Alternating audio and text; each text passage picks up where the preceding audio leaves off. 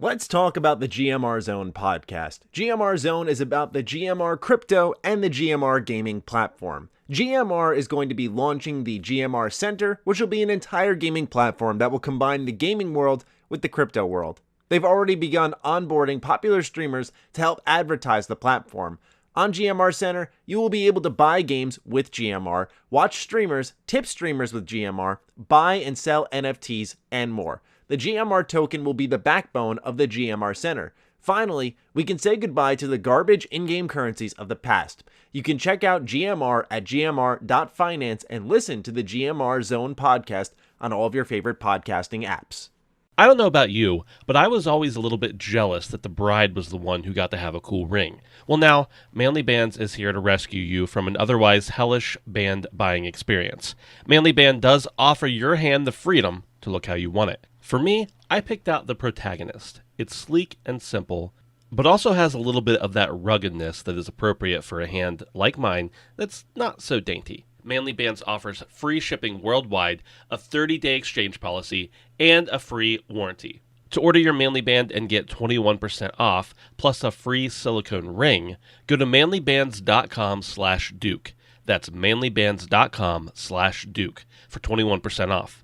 Manly Bands, the best damn rings, period. Defining Duke, an Xbox podcast, is brought to you by, well, you. If you want to learn how to support the show, go to patreon.com/laststandmedia.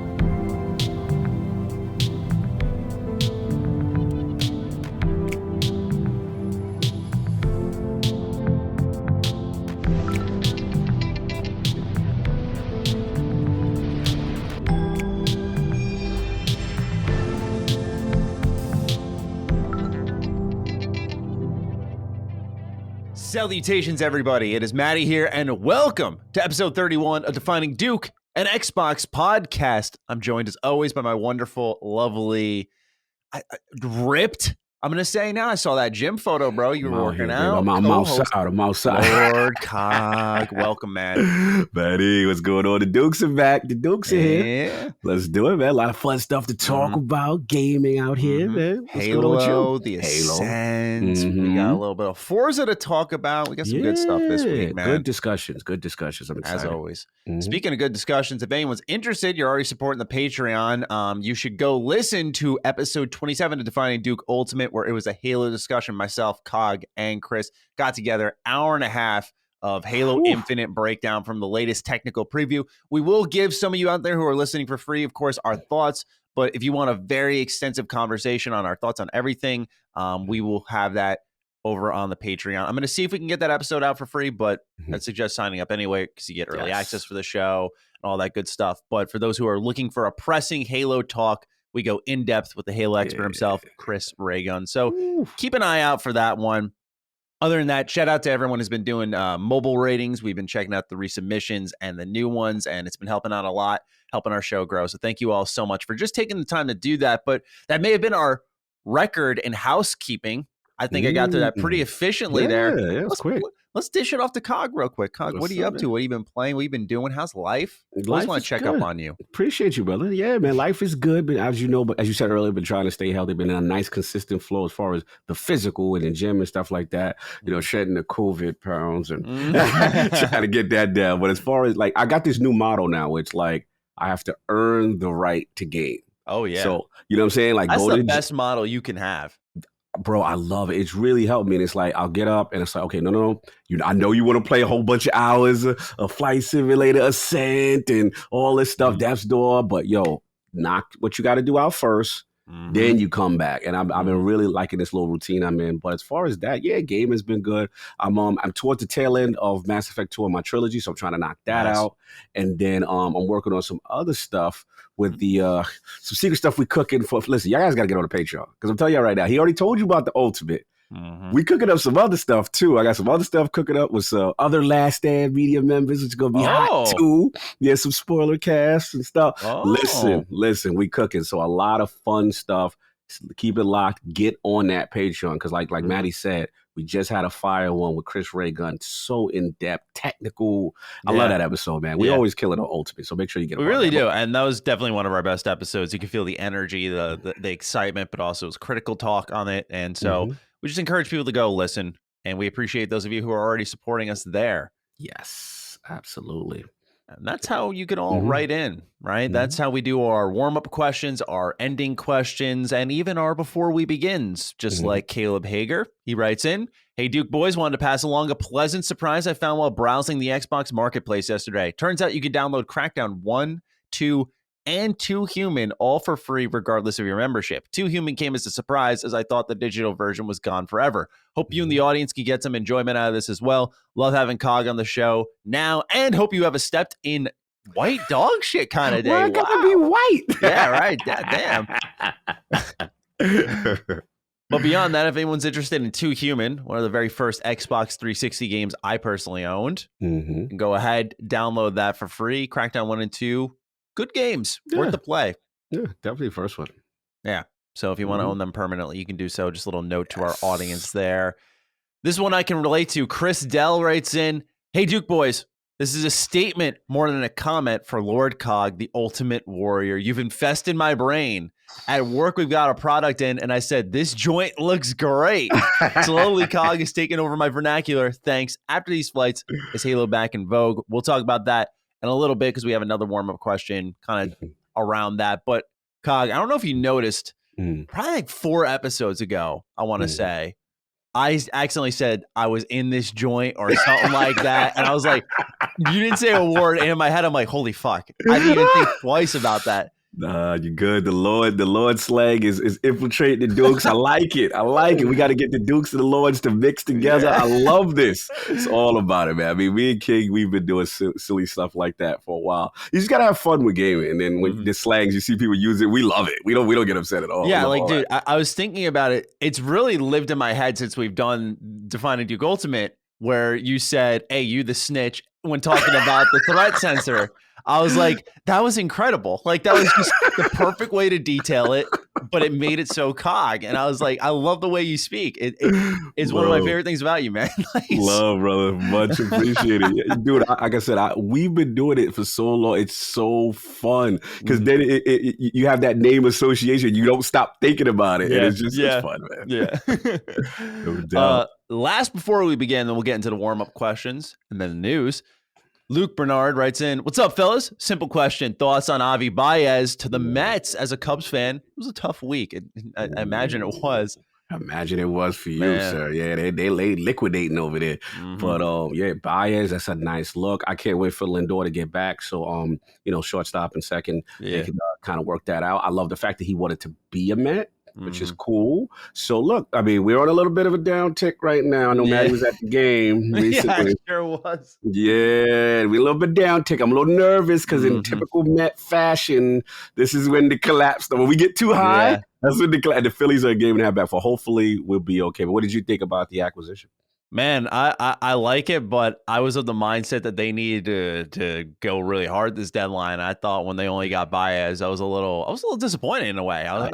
Especially when our lineup's cold. I'm like, you get one of the league leaders in strikeouts, man. Like, good point. We need a guy who's going to hit the ball. I thought like Adam Frazier was our guy. Honestly, I thought that made the most sense. Get him and Jeff McNeil in the same lineup. Like, that's just contact all over. But I was happy with it. You can't really complain with Baez. He's a good player. Yeah. But yeah, despite that, I went to the Mets game on Sunday for those who watch, and it was a 7-1 or a Reds win. I did meet a viewer there though. That was pretty cool. Oh, stop! That was pretty cool. I was literally at the end of the game. I came out of the bathroom and I was walking, and some guy stops me. He's like, "Wait, I know you from somewhere." He hit me with the Skyrim, like for those who played Skyrim. That wait, I know you. I was like, whoa. So. Yeah, I'm like walking by, and so like I always mess around a little bit with viewers. So if you ever bump into me, just be a little prepared. But I was like, what? I was like, where you know me from, right? Because like I'm like, let's see how well he knows. Let's see how well he knows. Let's see what he's talking about. He's like, you do YouTube. I was like, all right, he's got me. And so yeah, we shook hands, chatted for a sec, took a picture. It was really cool though. At a Mets game, I was like, damn, really awesome. Man. I told you, man, you out here, man. People must be making moves. Touching up with the Mets fan base. Nice. I Soon love it, Steve man. Cohen will be asking me for a photo. I love it, man. We got to get you an essay. Why? This is on, baby. It's a progression. I'll be in the booth. Keep the up and raw. Let's go. Well, anyway. That's dope.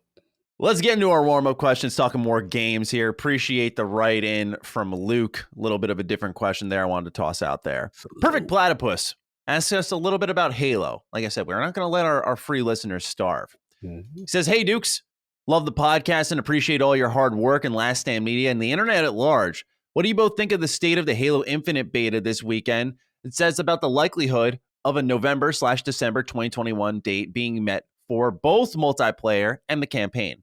I believe the beta was great and pretty solid, but I had a lot to iron out, still even as an old build. For those who don't know, by the way, 2-month-old build that we had played, so around June. Is there any world where either of you believe in the fast approaching late November release date isn't met for one or both this year? Thanks again, Dave Fordham. So what do you, we didn't really talk about this too in depth, but what do you think about the potential of them hitting this date based off what we had played for a June build? Yeah, I mean, just a slight sneak peek Ultimate where we briefly talked. Yeah, like as far as the components are concerned, first, we did confirm Joe. What is Staten? I always butcher it. Staten, yeah, Staten. Okay, I got it. Staten. All right. So Staten did confirm with the two infographics. Halo campaign, Halo multiplayer, going to launch together this week. But they have been coy with the date, right? And then when I believe Phil was on Unlocked, and they kind of tried to narrow him down, and he did say they kind of have their window. To me, it does come down to the positioning of other games, primarily, most likely Call of Duty. But as you'll see with the Ultimate that we did, that I'm telling you guys you got to watch, it's going to be very interesting to see, because they have a plan of attack with it being free to play multiplayer. That kind of changes things. And Matty, you were convincing me. You and Chris were kind of convincing me with certain things. So, that's going to be interesting.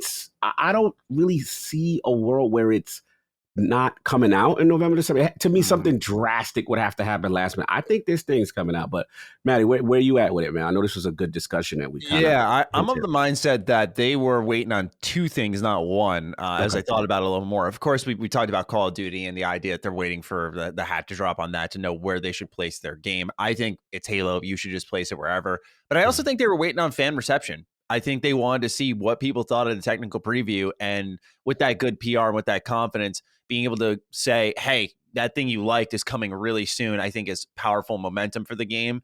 And it's not a sign that we need to delay. It's a sign that people want it now and that they're ready for it. And they believe in the idea that our 1-year delay was worth it. And we're gonna make it worth it. And we're going to deliver now while it's hot. So I'm thinking that it is going to hit its release date just because there's confidence on all ends. Yes. And what could be more telling is when we start to get into big team battle, and I don't know if they ever do like a Forge technical test and let us mess around with that. There could be certain parts of the game that are less impressive than others that we'll have to feel out. But right now, this vertical slice of 4v4 gameplay, the maps, the weapons, everything was excellent for the most part. I have some extended thoughts on my YouTube channel, Mr. Matty Plays. If anyone wants to ever listen to them, you can check it out. Well, I was going to say, just because I've gone into it a lot, I want to give you the chance for those who maybe haven't heard your thoughts, to give out a general summary of what you felt about Halo if they don't listen to our Define Duke Ultimate episode. Yeah, sure. Absolutely. Look, it's one of those things that, for me as a lifelong Halo player, and it's gone away a bit, it's one of those moments. I always know Halo has me when I'm start to play and then that smile hits. Oh, yeah. And I'm just like, yo, I forgot about you. This is why I love you. Like, this is like, it just brought it back. And the thing about it is, like I said, they have, there's some slight changes, obviously, for people who like the thrust and stuff. That's going. So that takes a slight adjustment.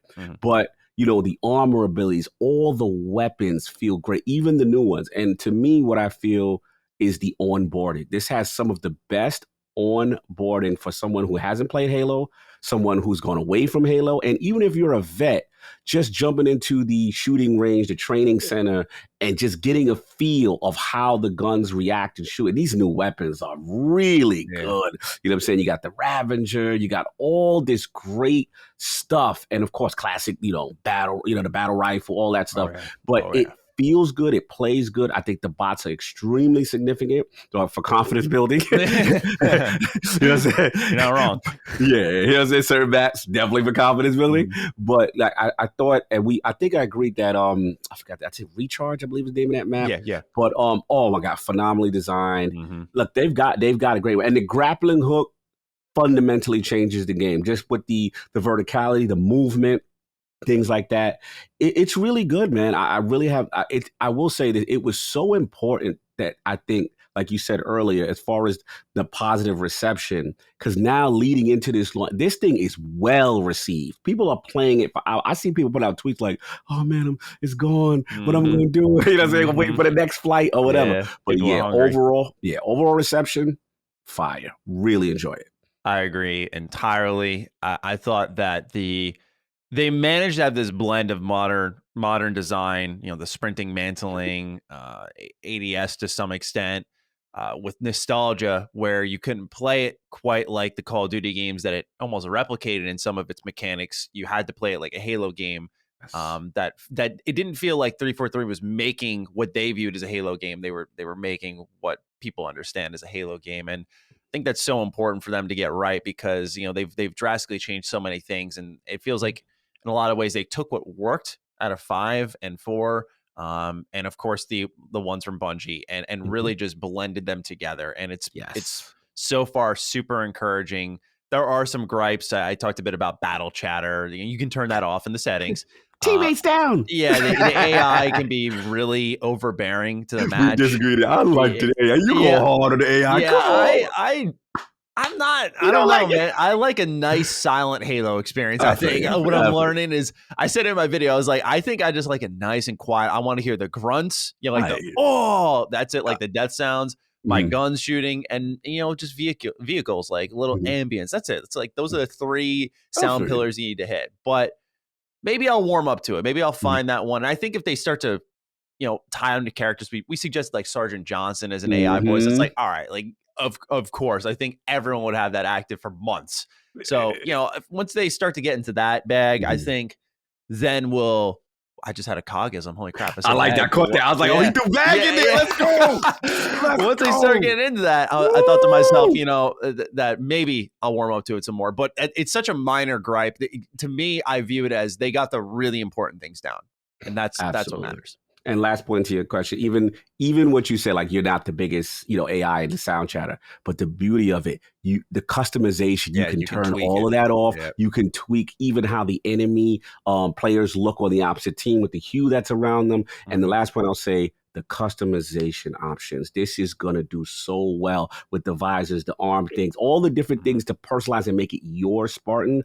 They really done a phenomenal. I think that's going to be the legs of it, especially as a free-to-play game. You're going to want to unlock these things and these different AIs, these personalities and everything. But I agree. Absolutely. Really looking forward to it. Of course, we'll continue to drive home the coverage for this game on this show and on Defining Duke Ultimate, so keep it posted here. Let's get into number 2 from Gavin Alexander. Hey, Duke-Arinos, what are your thoughts on Scorn? The game was first shown off at the not-so-gameplay-driven Series X gameplay showcase a little over a year ago. Since then, I believe the developer has shared a single gameplay demo, which has been followed by silence.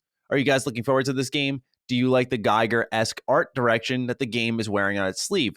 All thoughts are appreciated. Have a scrumptious day. Thank you, Gavin. No doubt, Gavin. Where do you sit on Scorn?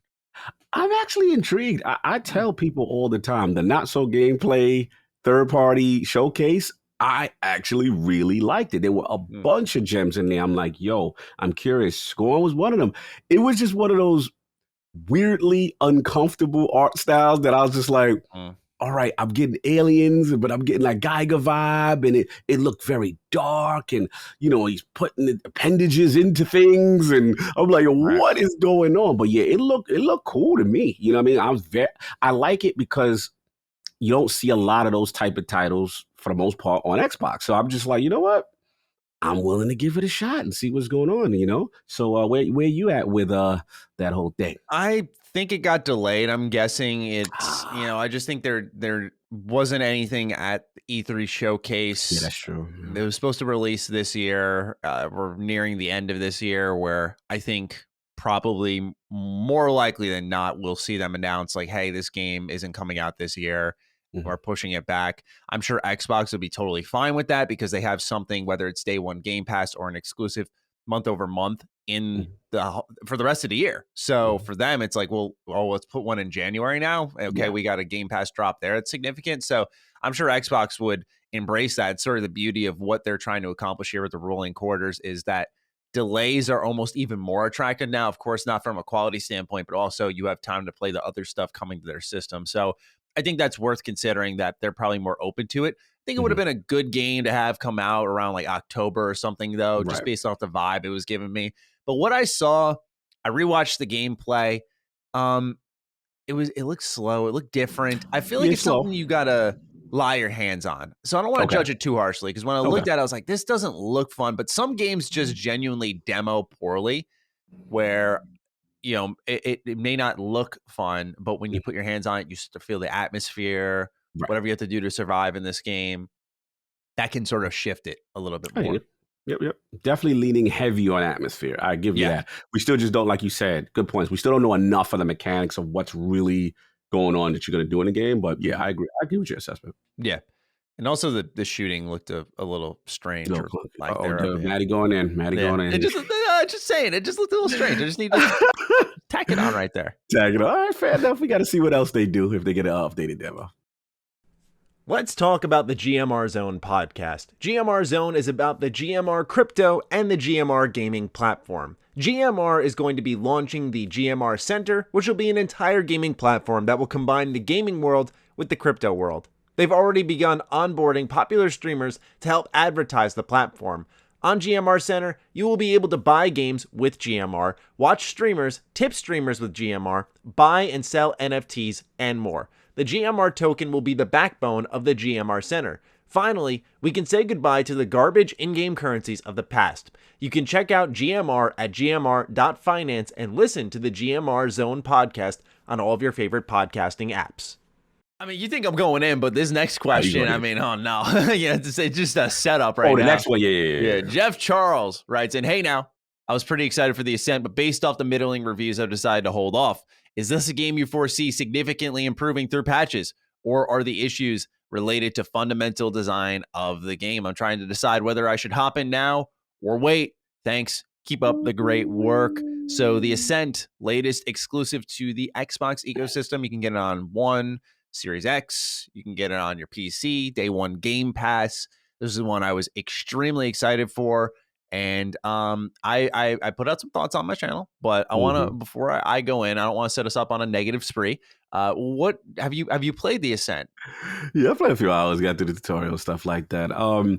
Graphically impressive, twin stick, like that joint, a lot of options there. Surprisingly, I'm not wrapped in just yet. I don't know why. And I'm trying to get my head around it. And I thought to myself, I think my issue is different than everyone else's. I think I was like, you know what? I kind of fallen out of love with twin stick shooters. Oh, really? Interesting. I think I have. I used to really like them, and then I think it's my turn-based thought process that has kind of got in there, and I just like to be tactical all the time. But look, I don't hate it. It feels good. It seems visceral. The upgrades and stuff like that. The whole cyberpunk kind of theme. The setting is really cool. I will say that. But luckily I didn't have any of the bugs. But I gotta shout my boy Attica. He was just like, nah, fam. 3 crashes at one time. He was just like, I'm getting multiple people I'm playing with or talking with have like, yo, I've lost the character. I had to start over. And I'm like, oh no. So the technical bugs, and I've got it for multiple people, are prevalent. So they've got to work that out. And, I'm pulling for them, but I think right now I'm in the middle. I'm going to be honest. I mean, I thought I was going to like it more. Bugs aside, I thought I was going to like it more than what it is, but I know the people that like it love it. They just wish the issues were taken care of. It's interesting because in a lot of ways, I think the Ascent is a really special game. When it works, it's wonderful. There's a locomotion to the gameplay. You're moving around. It's not just a twin stick shooter in some manner because you have these different abilities. You're switching Right. weapons for the occasion and the enemy type. There's upgrading. There's so much there that works when it's clicking. But this game, at least in solo, has a really severe balance issue that I was not a fan of. So sometimes you'll mark a quest on your map and it'll carry you into a much over leveled zone of like, I'm talking like you'll be level 7 walking into level 13s Oh, and wow. it's not even be close, right? Or you can kill them, but it's going to take a lot of cheese in the game. And that's not fun to Right. me. Right. And it does that a lot. I was playing last night. I played for about 3-4 hours again last night because I'm going to finish it. We want to do a review discussion here on Defining Duke Ultimate. So keep an eye out for that for those who are playing and want to be a part of that, because we'll be posting a thread just asking about, what you thought of the game and aspects you want us to discuss. But I was going through it again last night because what happened was, I don't mean to ramble too long here, but No, when you I did good. dropped my preview of it, I played it for 5 hours. And I'll admit, there were a couple things I missed. Like I said, oh, I don't like the to and fro's. And people said, oh, you didn't unlock the taxi. And I thought, hey, maybe this is an opportunity to kind of dip back into this and right some wrongs. Maybe I did get it wrong. Like I literally, based off some of the response to my video, I was like, maybe am I wrong? Because it was a pretty, there was people who like, thank you for making this. I appreciate it. I agree with you. But there were also a loud amount of people compared to other times I haven't liked a game and been like, yeah, you're wrong. And so I did miss a mechanic there, and I entirely admit that. So I come back, I unlock it. It was about an hour from where I was, and I started chipping through, and I thought maybe this taxi would be the game changer because it can bring you from all these different points on different sectors. But there's still a copious amount of backtracking. There's still a lot of re-engaging with pockets of enemies, over-leveled or under-leveled, because they're respawning in the same spots constantly. And the fast travel between the trains only works by sectors. So there's like a high street, there's the deep stink, there's these different sectors in this on this planet. And I love how it's all laid out because it feels interconnected in a way, but yet the travel system is disconnected. So it's really weird, and it can be a little frustrating because I feel like the game would thrive so much more if it was easier to get to all your quests, but you're doing a lot of to and fro. Gotcha. And like I said, when it's working though, and you're walking into a new zone and you're like, let me flip to this side quest, you complete that. But like I said, there's just balance issues, there's pacing issues. And I think it detracts from overall a really strong world with some cool lore that you want to learn more about, but there's names for literally everything under the sun in the game, so it's well thought out, but at the same time it doesn't give itself enough time to really explain any of that. Right. So there's like, you go to the AVT to get the CGT and you're like, what? Hold on, like it expects it to sponge in your brain and doesn't really develop it enough for it to truly stick. So there's, like I said, a lot I do enjoy about the game. In answer to Jeff Charles' question, there is a patch that came out recently. I actually just played it before we recorded this show because I was like, well, let me see what it's about. It's a 5 gigabyte patch, at least on Series X. And they don't have full patch notes for it yet, but the most notable changes were to the UI. They adjusted some of the font where it's easier to identify on the bottom right corner, like your XP counter and stuff, which seemed very faded. Yeah, they fixed and adjusted some of that. They also added a new difficulty mode, which I kind of chuckled at because I'm like, based on the balancing. Yeah, I was gonna say, based on the balancing, I'm already having enough trouble. I don't know if I need another difficulty mode. Now, with that in mind, it may add like easier or harder difficulties. We'll see about that. Because last night I did hit a wall. Like I'm on a main story path. I can't do side content because I'm hitting these high level pockets of enemies. And when I go to the main story, I'm also doing this. So there's something wrong here. And then I checked my options. Like, I got to turn the difficulty down because I'm just getting wiped when I'm trying to get to my quest. Right. And I go in the options, it's not there. So this could be significant as well, and help make the game better or worse. We'll see. Quick question before you move on. I do want to ask, you didn't seem to have many technical issues. It seemed like you've been avoidant of that. I did have one quest breaking bug where I needed to deliver a bag to someone, and the place I went to, they were not available at all. And that was kind of annoying because this, funny enough, was after where I had where I had like said I was dying and I needed to change the difficulty. I finally got through after like probably 20 minutes of just banging my head against the wall.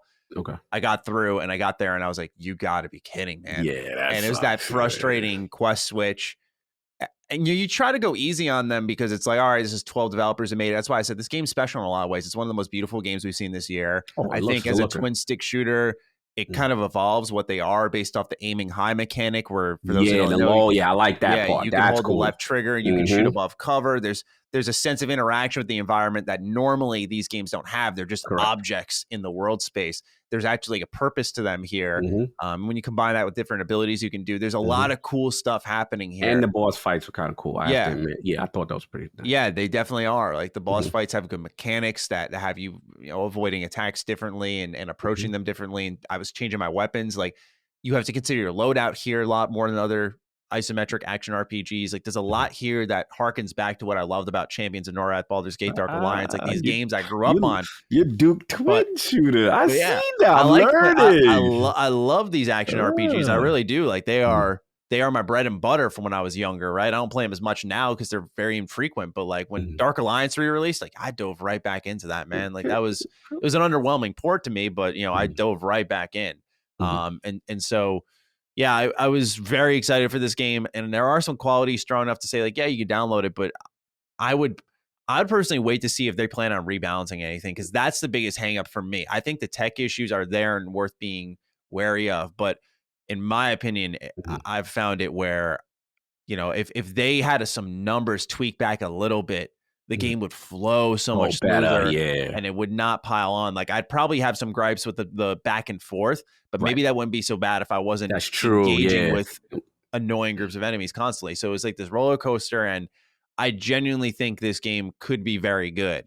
And I think I understand why people like it, but to me, there's just too much getting in the way where I'm ultimately disappointed. And I didn't expect it to turn out this way. I thought this would sort of be a slam dunk where Death's Door kind of took the cake for me. I was like, wow, this is really good.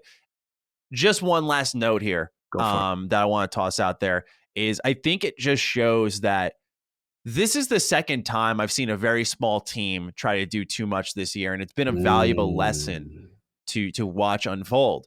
Biomutant came out in May, a game that was probably 20 people, and you get that crowd who's always like, yo, they're doing so much, it's so impressive, and it is. But the game would thrive if they cut a little bit more out of these games. Same thing with the Ascent. The Ascent tries to do a lot of things. Tries to be beautiful, which it is. It tries to do twin stick shooting. It tries to do action RPG elements. It tries to do quests and content. It tries to do dialogue. It tries to do a lot of things. It has these weird, funky fast travel systems. Like it's doing so much. And if it just trimmed the fat in some areas, I think it would have been much better because their focus is spread so thin. Gotcha. And so what I'm seeing as someone who's looking to make a game is like, okay, trim the fat. It's appealing on the outside to be like, let's pack this in. But when they're all undercooked, you find yourself hitting a wall. And that's what's happened twice this year. So it's just worth keeping an eye out on. Great analysis. Thank you. I appreciate you listening to me ramble, Cog. No, I love it. I love it. When you get in your technical bag, I love it. I'm just sitting there like, okay. Stuff to look out for. Number 4, Greg Mocha. Okay, I'm calling you out on your love of trophies over achievements. What's funny is he says you, and it's gotta be me, right? Like, it's gotta be me. Like, clearly has an issue with a certain Duke. Yeah. Which is why you've said you preferred your preferred console is PlayStation. You mentioned it again in your most recent podcast. Since you're the main host of this Xbox podcast, I'm not the main host. Let's clarify that right now. I'm not the main host. I write the show and stuff, but Cogs is as important of a host as I am.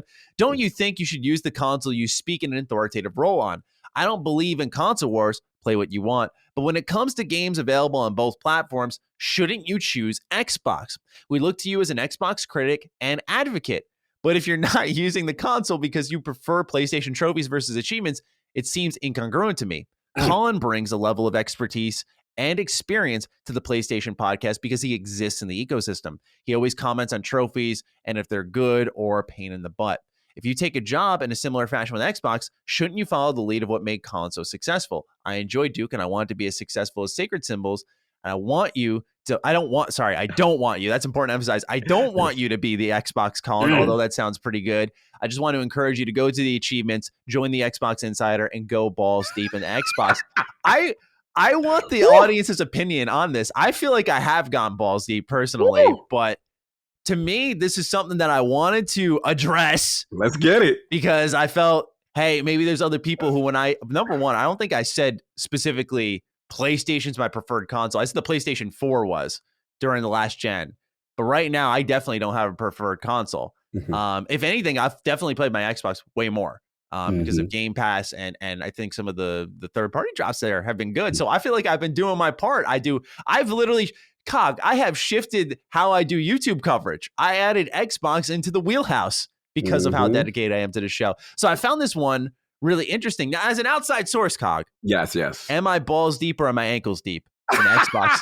Like, where am I right now? Listen, here's the thing. I find this quite hilarious. To me, it's like from the outside looking in, right? As a person who watched your content, to me, I look at you as the gamer first, as the Western RPG lover, as the Bethesda guy, as the person that loves the indie scene, these obscure games, and then you have your pockets of things like KOTOR and other things that you really are passionate about. So I actually looked at you platform agnostic initially, you know what I'm saying? But I feel as the Xbox, like again with the Bethesda, In Exile, Obsidian, right? Yeah.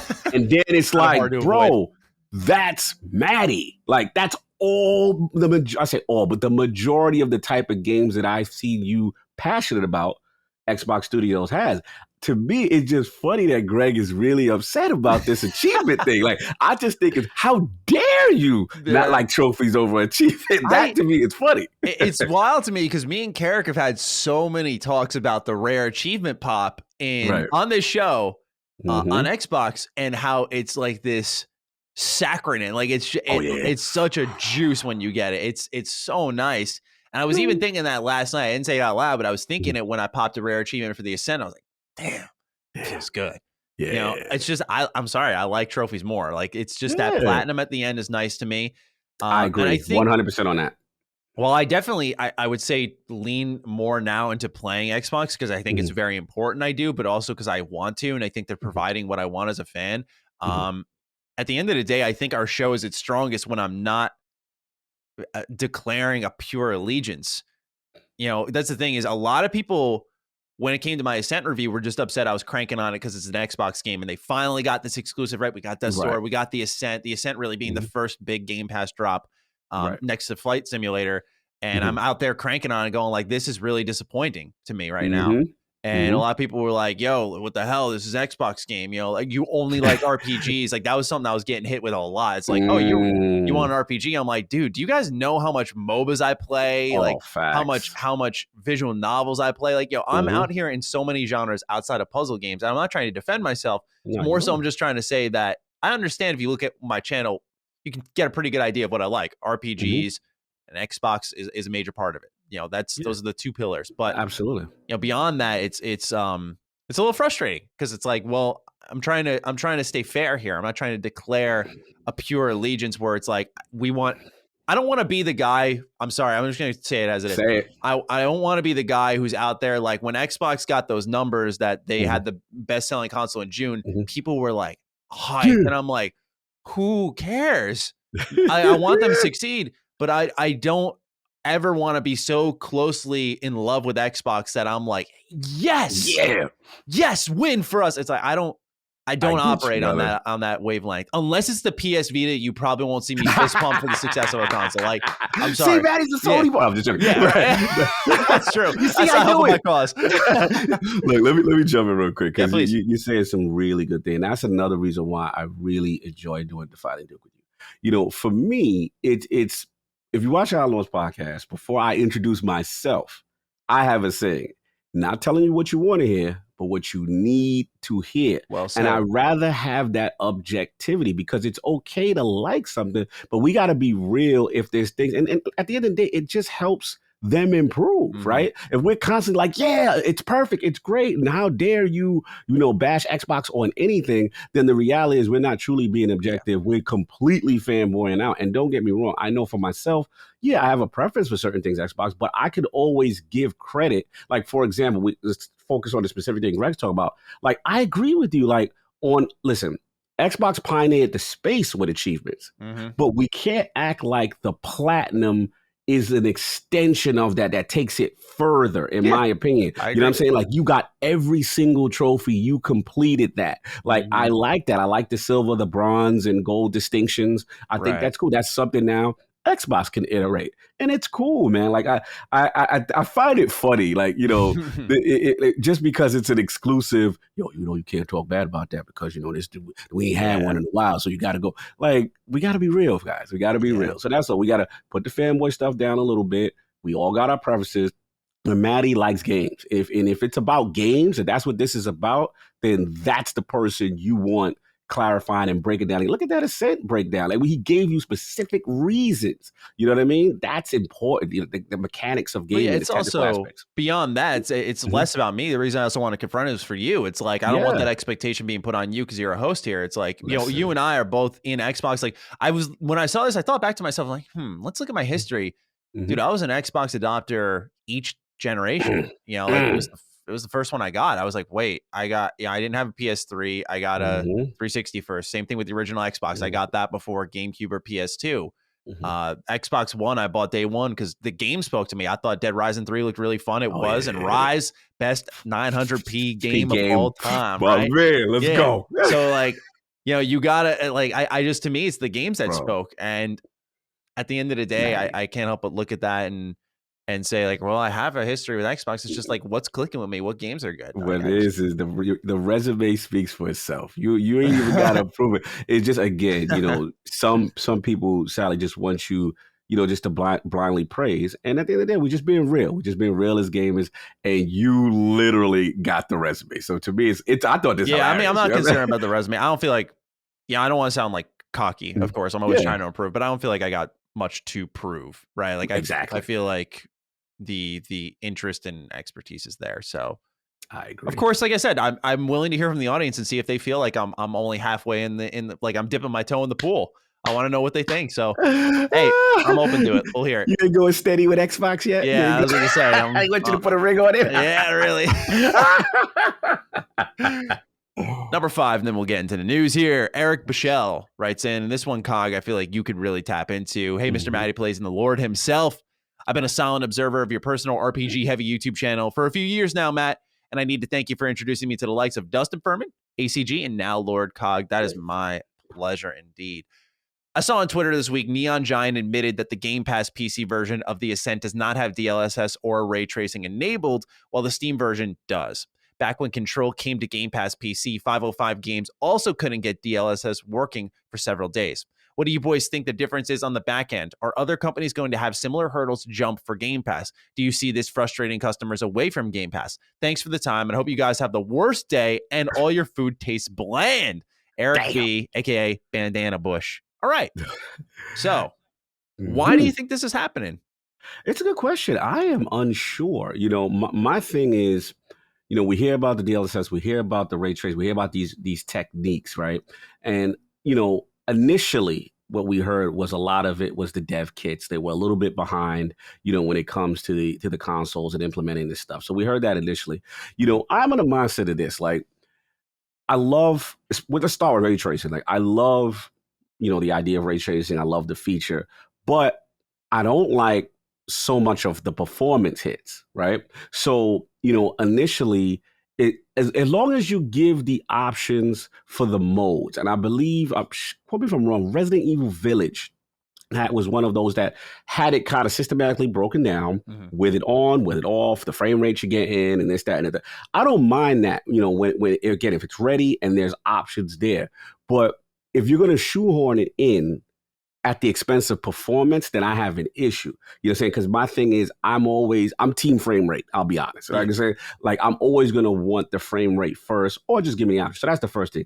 DLSS, I'm kind of with Eric on that part, because it's like, That to me is the really cool technique. That's the one that's supposed to alleviate, a certain thing as far as resources, and you're still getting that graphical fidelity, maybe at less resolution, and you're kind of tricking yourself. And wow, this looks better than the pure native 4K, whatever. So that's the one that, as a tech geek, I'm like, damn, I hope they hurry up and get this joint working. So, I mean, it's early in the cycle. One could just hope that they continue to improve, get these techniques, and work on, PC Game Pass. That needs to be important, because if the plan is for expansion, the plan is to get everyone on all these different devices, I don't want any platform to feel lesser than.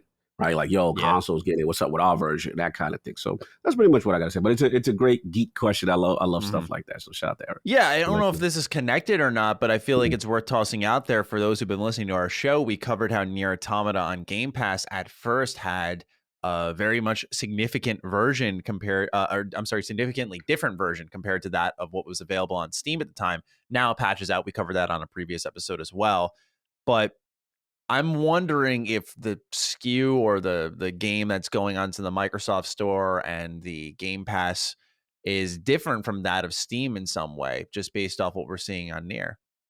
I have actually a real life example, and I don't even know if it's still fixed to this day, because remember when Streets of Rage 4 dropped, right? And that was a huge deal. Game Pass is secure. Console guys were popping bottles.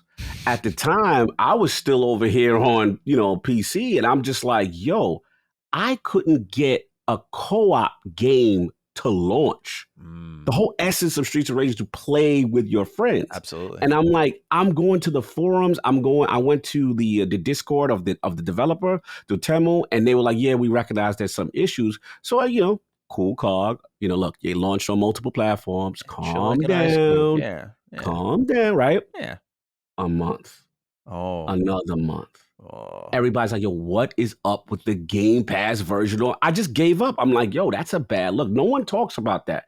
And I mean, it's been like 3 to 4 months. I just gave up. So I never went to check back and try it again. But I remember, shout out to my man Ainsley from Season Gaming, like, my whole thing is I wanted to test crossplay. He was on Xbox, I'm on PC. Let's try it. I couldn't get that. That's a huge problem. So again, whether it be the storefront, whether it be resources and priority, whatever it is, they've got to work that out. I don't know if that's happening across the board with everything, because I've had positive experiences. Obviously, Gears 5 comes to mind. Like, that was amazing. Like, last point I'll say, I know I'm going on. Oh, you're good. Go on. Did that with my boy on PC. Kamatsu was on PC. Attic was on console. And I was on xCloud, and we did 3-player on that. That was impressive. I was like, okay. But other examples, they got to work on it. So, yeah, I mean, I don't know if the focus is now that the games are on Steam, that they're putting their resources there from a technical level, and hopefully in the Game Pass store it's not, lagging. But what's your thoughts on this thing, man?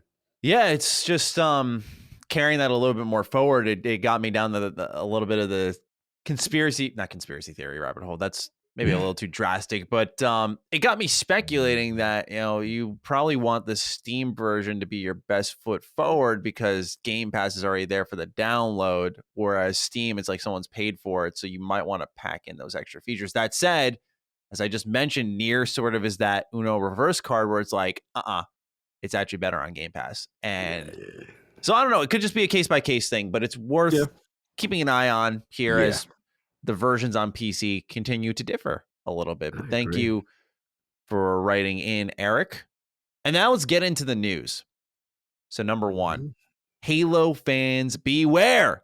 During Halo Infinite's first ever technical preview, data miners dug in and unearthed files related to the campaign that provide plenty of spoilers about the entirety of the plot for the game. So explore the internet with great caution. Separately, 343 once claimed that the only BR they cared about was the battle rifle.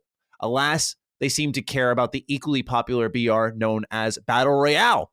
Within those very same data mine files revealed an audio clip of the adored Jeff Steitzer saying the words Battle Royale, which has fans now believing it's possible this is the opening line before a match begins. So we got ourselves a bit of a Halo Infinite leak here. We are not going to talk about the campaign, but we just want to put a warning out to the audience, whether you're on audio or video. Just be careful as far as I know, because my buddy literally doesn't play single player games, so he's like, I'm gonna go look. He's like, yeah, the ending isn't here, but there's enough there for the plot itself. So Ending is in there. is not in there. Oh, is not. Yes, Oh, okay, it's okay, not. okay. Sorry. Okay. But yeah, the plot itself is there, and so there are major spoilers hanging around. But beyond that, we will talk about Battle Royale because it seems like this is a possibility that it's going to be there. Or at least they're thinking about it, right? Mm-hmm. So what do you think, first of all, of Halo doing Battle Royale? You know, is this something that you think is a good fit? Slayer Battle Royale. All right. Hey, he's doing it. All right. So. Hey, if you got audio recorded, they paid the man for that. They pay. Yo, shout out to this guy. He's a beast. But yeah, like I'm a fan. I want it. I mean, I should say I'm not like the hugest fan of it. I shouldn't say that, but I am a fan of the mode being in Halo. And the reason why I know that the purists, it has no business, and I get it. But remember, we gotta appeal to a generation of gamers that have never played Halo. These kids are playing Warzone, Apex, Fortnite all day, every day, right? Those are, if you look at the top played games on Xbox Live, those are the ones in that free-to-play model. So look, even if it's not available at launch, I think it's cool. Why not? Like, it's not hurting anybody. Like, what's the argument to not have it, right? Because if you don't like the mode, don't play it. You know what I'm saying? Like, that, to me, it's just an additional thing to add in. Now, obviously, I want to see how the mechanics going to work with Halo, and is a drop ship, a map, a specific map for it, kind of thing. There's questions, of course, you know what I'm saying? But I could see a scenario like it could be fun. There's an addiction to these games of, PUBG started the craze, chicken dinner, the last man standing, the tension. Because I remember when I first heard of Battle Royale, I was like, what is the catch? Why do people love this? And I played my first match. Man, it's tension, bro. Those last two, you're like, yo, where they at? And kind of things like that. The question is just going to become down to the graphical mechanics and the structure in the Halo universe, how that works. But I'm all for it, man. Like, I never got your opinion on Battle Royale, so I am curious about how you feel. Yeah, probably my favorite one is Apex Legends. I really, really like that one. I played it for a while. I didn't drop it because I didn't like it. I just honestly sort of fell out of it. Yeah. But beyond that, I look at it this way, Halo fans. I got some bad news for you. For those who are like, it's not happening.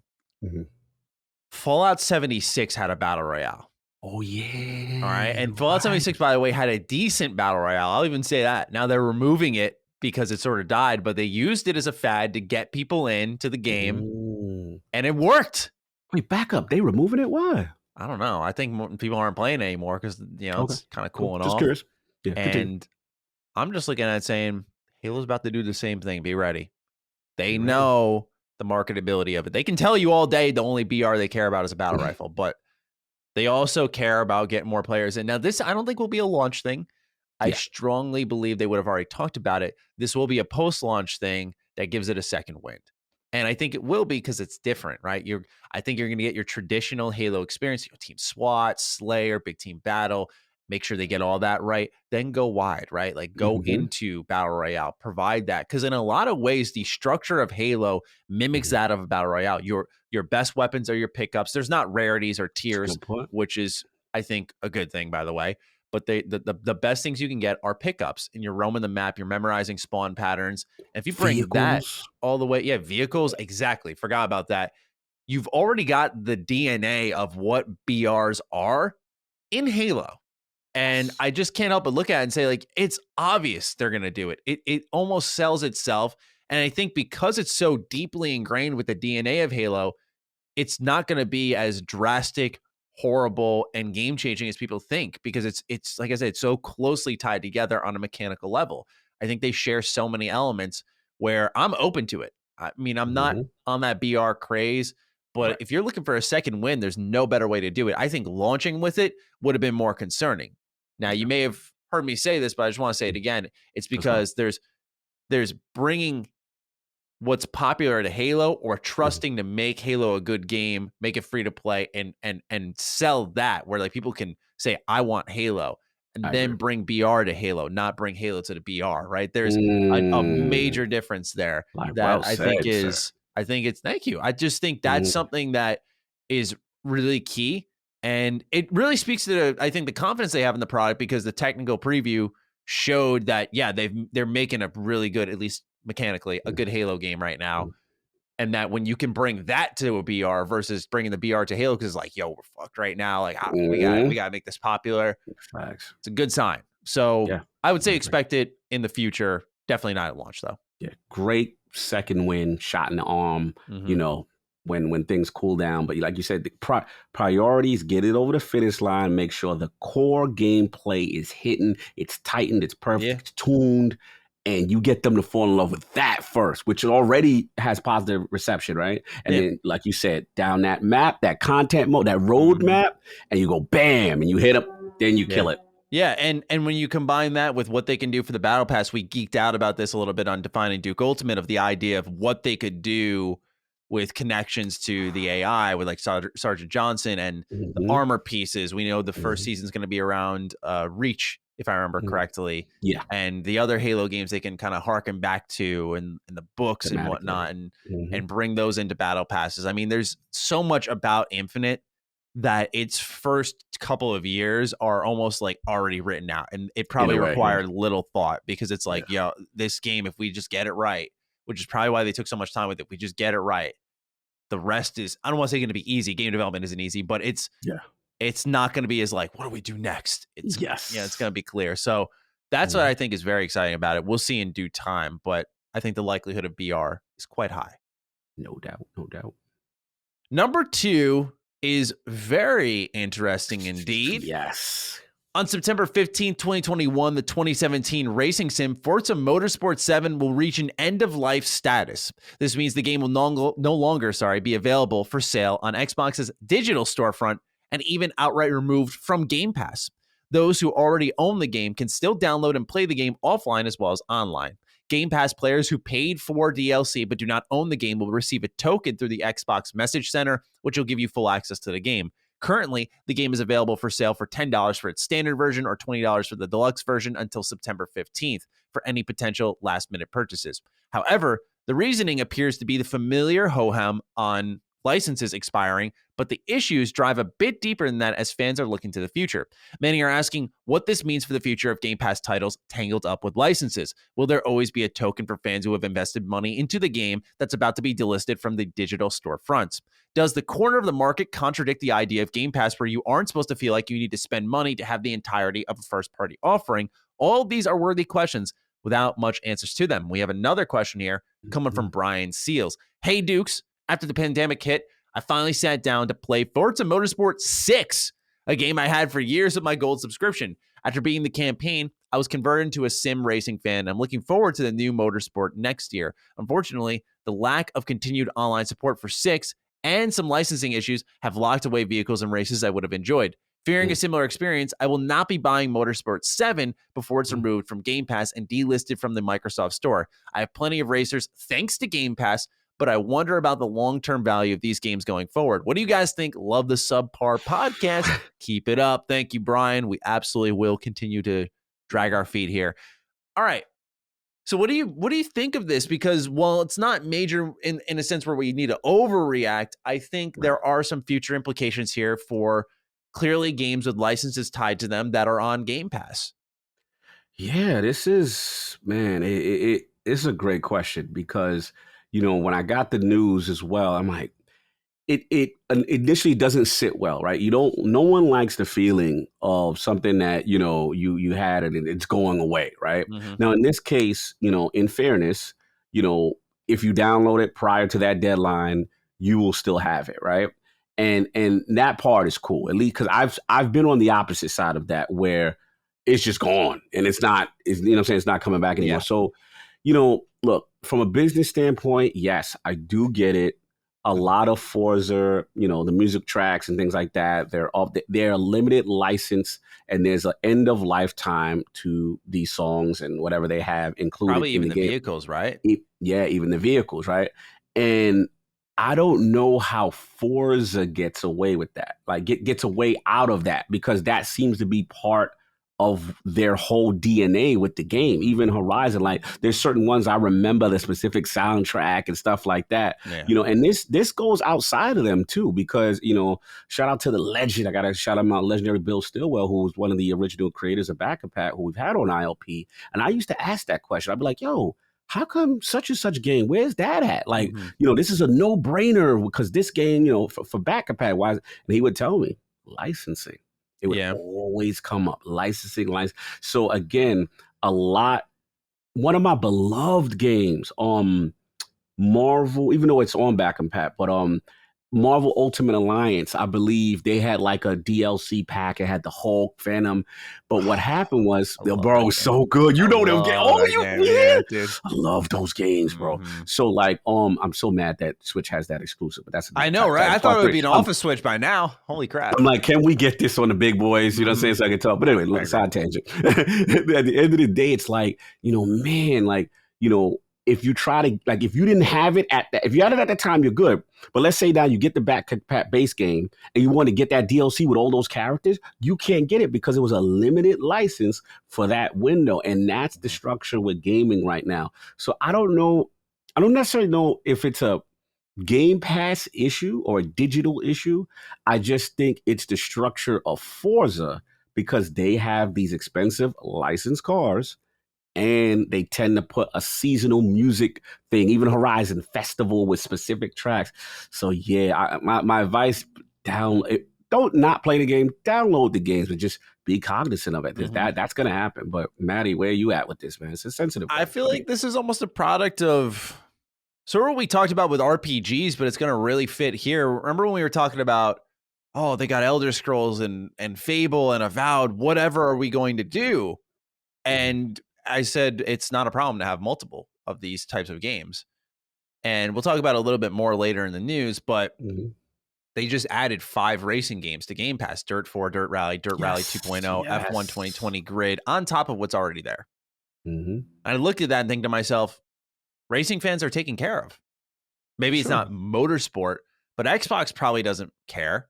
Right. And I think this is an issue we're talking about to some extent. I almost am like, all right, I mean, there's stuff there to play. There would be a much bigger void if there wasn't something there. Right. Now, maybe it's not the exact racing sim like the quality and the standard that Forza sets with motorsport. So I understand that gripe, which is why I'm not being dismissive. But I do want to throw it out there that same perspective we had of RPGs, I think fits here really well on top of what they already offer.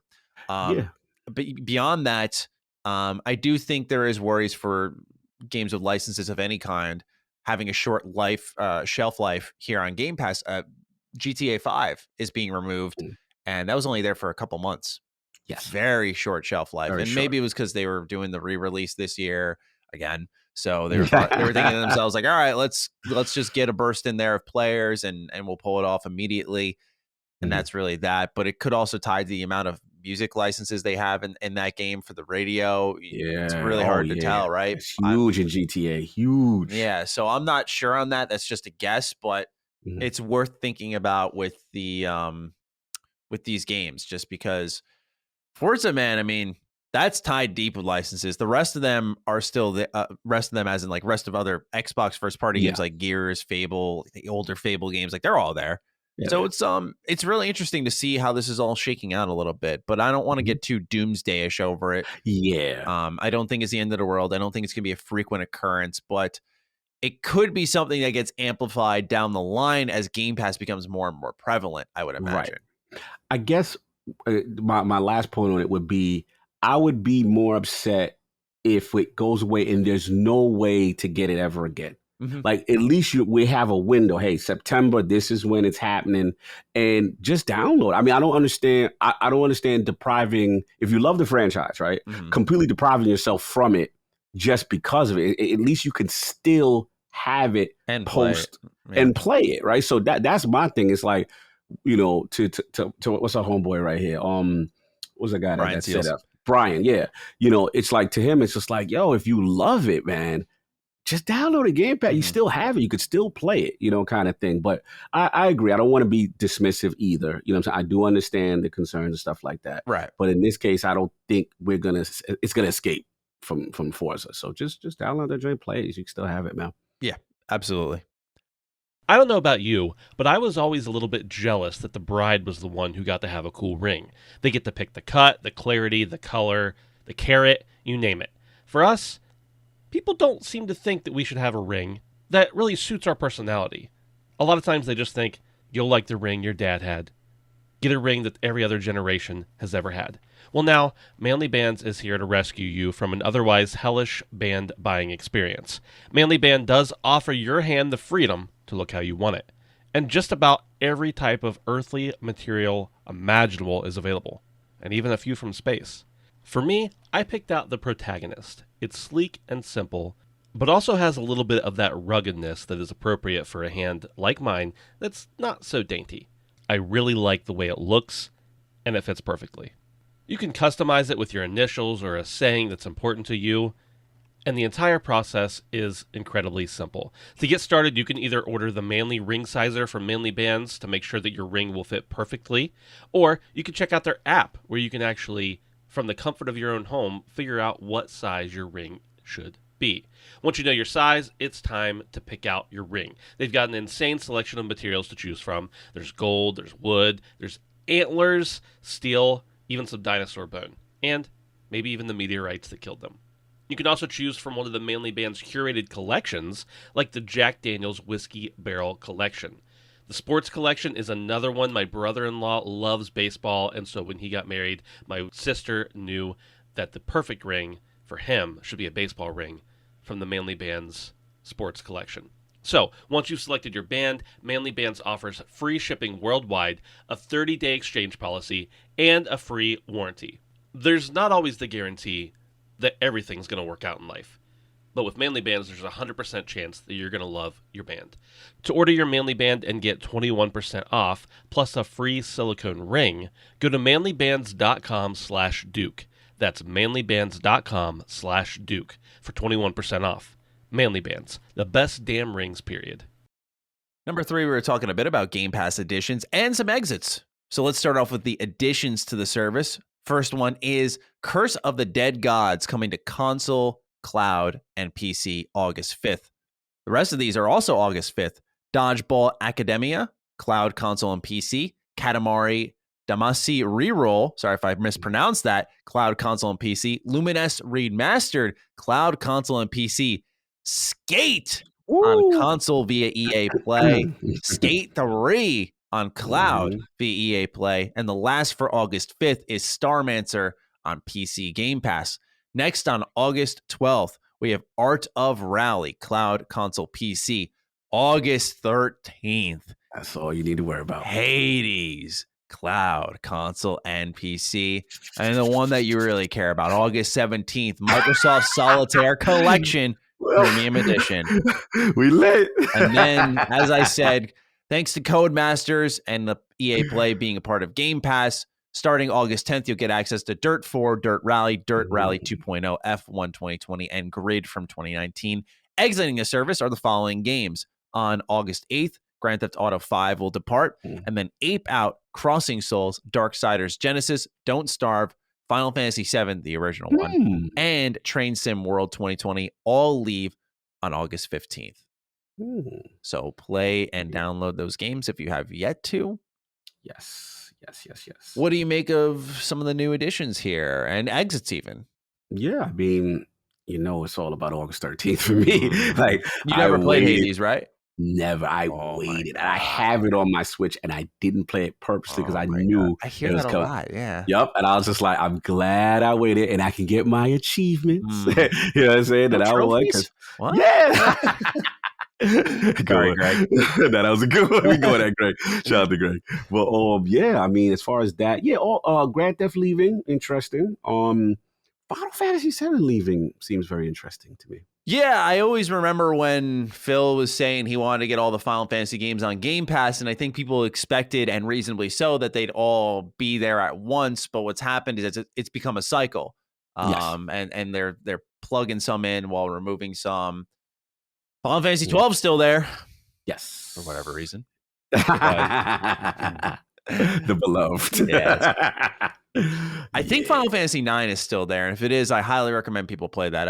I played it this year. It was probably one of the best games I played this year. I hate to admit it, but I loved it. Real. And then I got a buddy to play it. He just finished it last night. He loved it. So Nice. it's aged well in a lot of ways. So play that if you have yet to. But at these new editions, come on and check out Curse of the Dead Gods. This will already be out by the time everyone's listening, whether you're a patron for early access or our free listeners. And this is a roguelike game. So you can get your roguelike before you roguelike with Hades.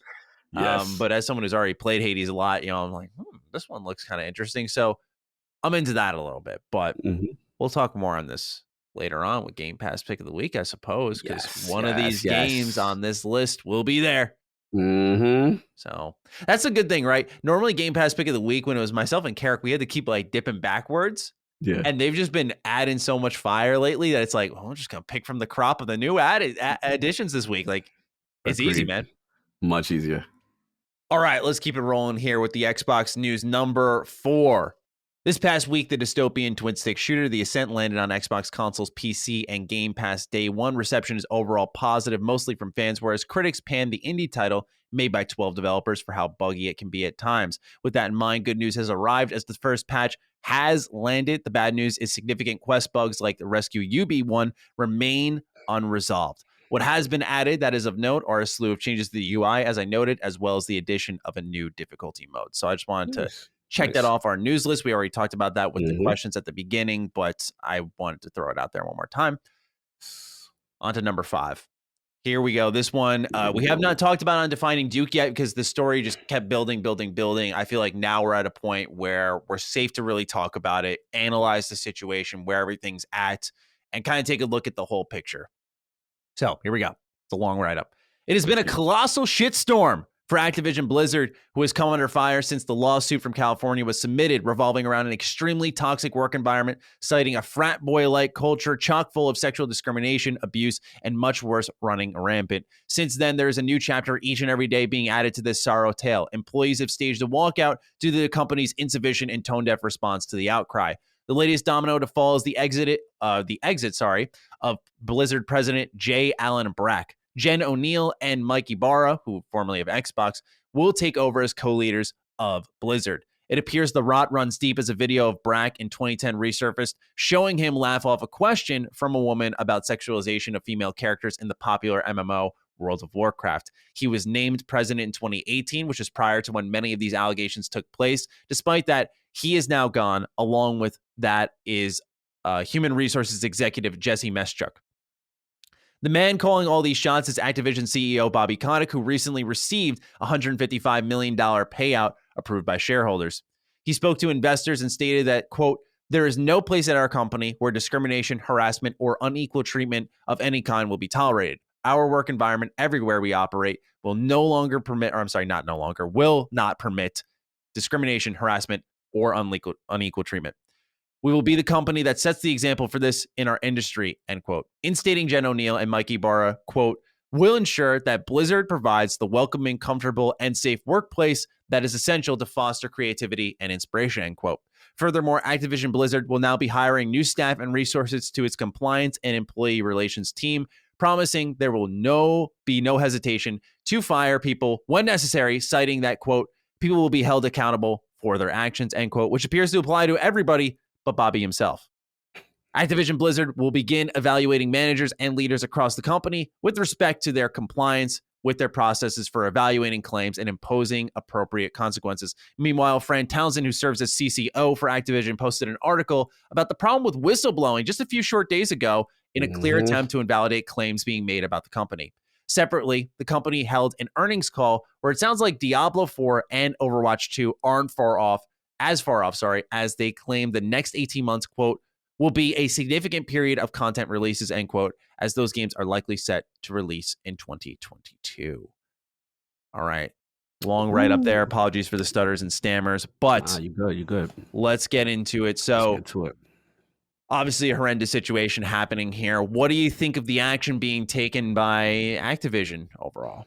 I mean, I think it's a start, at the end of the day, I look at the situation and it's one of those things where when you read the accounts, it is extremely painful to read. Mm-hmm. You know, I want to shout out Hogue Law, who we had on ILP and now is a member of Last Stand Media, Mm-hmm. you know, just breaking down the logistics of the legal thing. And one discussion that we had was really interesting was the initial response by Activision Blizzard.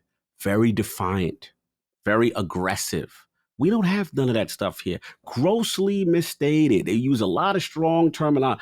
And, you know, even like we almost verbiage to the point like we'll take our ball and leave the state of California, you know, because of the way we're being handled, so to speak, right? And, you know, me and Hope touched on it. And it was one of those things where I was just like, wow, they seem like they're ready to go there. Like they're going to fight this thing. Like this is a gross misrepresentation of their culture.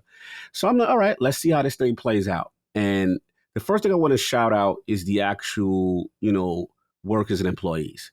Because listen, it's not easy. And I always tell gamers this, look, I always feel it's a personal decision whether or not you choose to play the game or not. You know what I'm saying? I'm not going to get on people and say, hey, if you play the game, you ain't supporting. That to me is a personal decision. Mm-hmm. But what I do like is when the employees get the courage to say, you know what?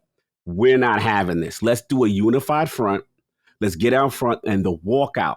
And see, one thing that, you know, all these CEOs and stuff, they don't like stocks going down. No. You know what I'm saying? Nobody don't like that. Nobody don't like when the numbers go down. Now you're really affecting change. So that part was cool to see because this company that was so defiant had their chest out, Matty. They were like, there's nothing, none of that. Now all of a sudden, you know, the statements come out and, you know, we were tone deaf here and we're making changes here and all this stuff. And now we see these two that are going to be implemented. I believe Jen and Mike, who I know, you know, shout out to Mike, you know, he's former Microsoft employee. You know, they got a lot of work to do. But listen, it remains to be seen what actually happens because to me, it starts from the top. That's a culture change. And the last point I say, what you read, if you guys seen that video where they were interviewing the lady at the convention, she was asking about the over-sexual, bro, it's kind of cringy. It's kind of cringy the way he responded and very dismissive. And again, it kind of alludes to now that we read the accounts, that bro culture, that frat culture where people, you know, felt uncomfortable kind of thing. So look, I think this is a great start. They have to policy change, structurally change, and, you know, they got to keep investigating and see how far the rabbit hole goes, so to speak, and create change. But, you know, we didn't get a chance to talk about this. You know, I know I've talked about it multiple times on other, you know, forums, but, you know, what are your thought process on each stage of this? Yeah, I agree with you entirely on the game front because I know a lot of people are concerned with that. We had a lot of write-ins on Ham Radio this past week asking about, you know, is it wrong of me to buy these games? And my answer is, number one, it's a personal choice, but it's also one of those situations where, I think of it as there are still hardworking, good people within these companies that have put time into these games, and they would like you to play them. And I think that if you want to play them, you can and you should.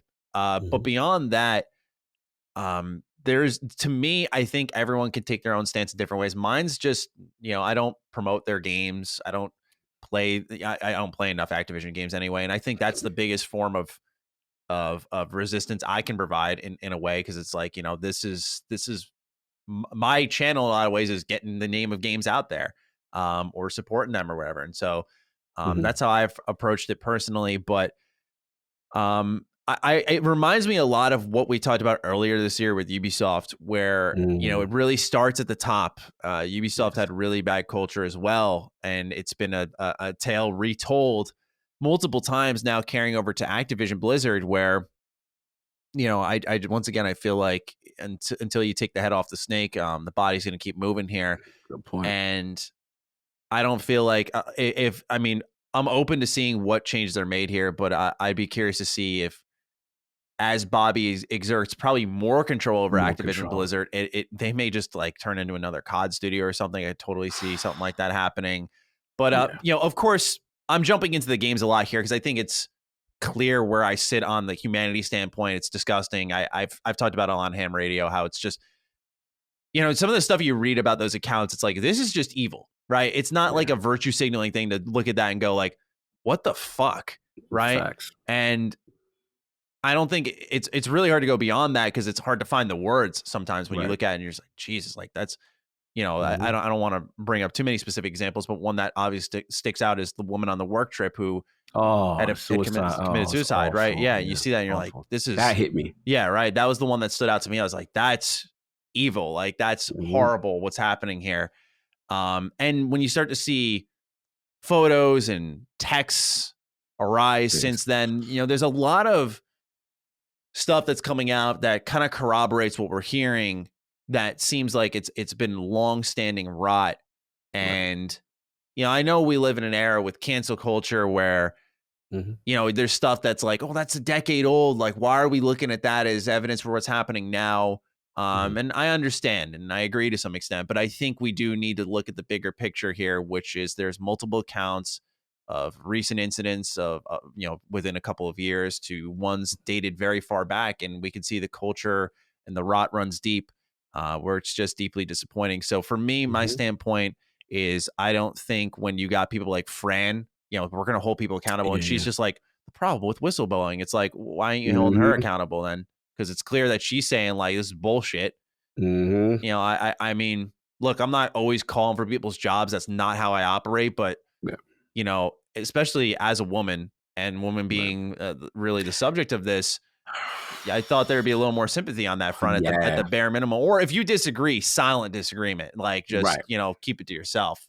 But the public stance to me is very telling of sort of the Mm-hmm. leaders at Activision-Blizzard, and it's disappointing at the end of the day, man. It's Mm-hmm. such an old mentality, and maybe that's coming from someone who I'm 26. Like it's Mm-hmm. I have a new generation mindset, but I look at it, I'm just like, really, man, like this is just Huh? almost intentionally like the type of stuff like we write about the building blocks of like this woman who's more qualified is not getting put in a position, but this guy is. It's just I look at that and go like, this is such an old school mentality, School bro. Like it ain't the mentality. 50s. It's not anymore. Facts.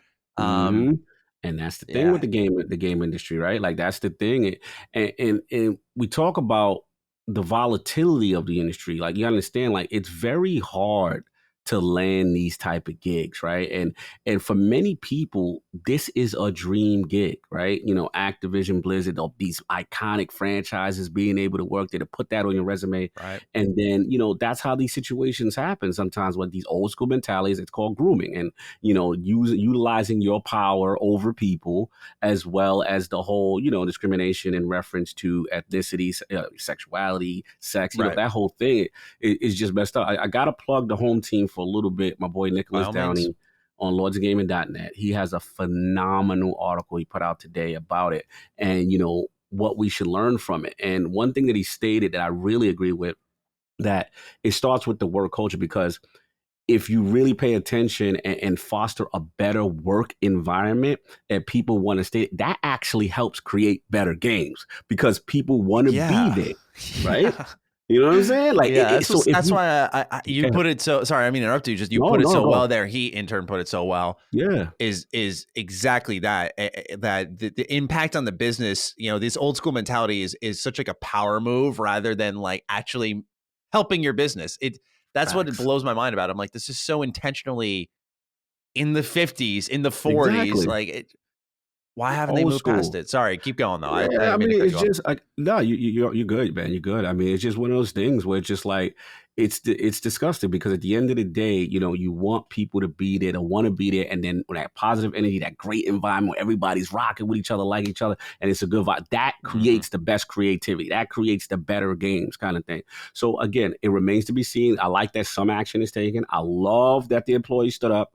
Yeah. But it remains to be seen. To me, it's still not over. Like the jury, No, we're going to no. see how you move structurally from an HR standpoint and still at the top. What's really going to happen? What's really going to change? Or are we empowering someone, you know what I mean, who's still at the top to still kind of flex? Right. Like it At. could just give Bobby more power at the end of the day is kind of my concern with it all, which is why I'm just like, Yeah.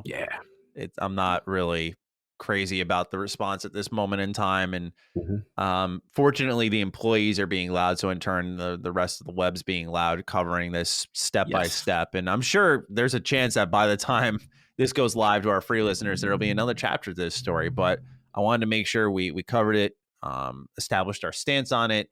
Yes. The only reason no one had written in asking why, but I just wanted to make it clear that's the main reason I waited was I wanted to make sure we had a full picture because Love it. there was a lot there that I was like, this is a delicate subject. I want to make sure when we talk about it, we do it right. So I hope everyone understands. And plus, it made it a little bit easier because Colin was doing a fuck ton of Sacred Symbol Plus episodes on it. So I was like, all right, he's handling it right now, and we'll get our take out when we're prepared to do so.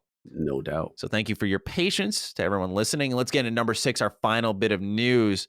2K Games has said that they will announce an exciting new franchise during their financial conference call with investors and analysts. The game is set to launch during their current fiscal year, which would mean we should have the game by March 2022, the latest. Chief Financial Officer Lainey Goldstein added that the games not yet announced are expected to be among the biggest contributors to this year's fiscal year's revenue, along with the usual big games like NBA 2K, GTA Online, GTA 5, Red Dead Redemption 2, and Red Dead Online. This one was kind of interesting because they're saying it's going to be a big financial contributor. They're saying that this is an exciting new franchise. And I'm trying to put those two together. I'm like, if this is a new IP, is there enough time to market it? I was thinking maybe this is like a brand deal of some kind, like, this crazy thought, but like a Marvel game maybe or something like that. Like I was, that's the thing I can imagine being a significant contributor that's coming soon. That is exciting. Where do you think that this lands? Are we allowed to talk about rumors? Of course.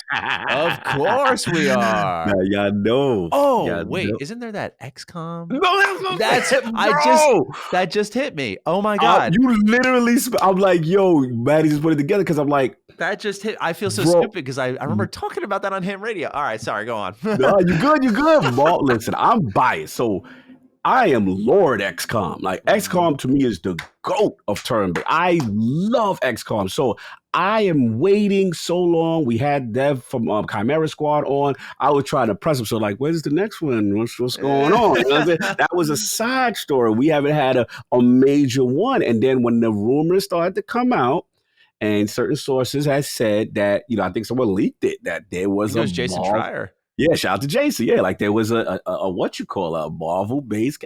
That is a dream world for me. You gotta understand, I'm a Marvel fanboy, right? That a team turn-based in this world together. The possibilities just get my mind going. So look, I know everybody's not turn-based, but I'm selfish. This is all about me, and I want it.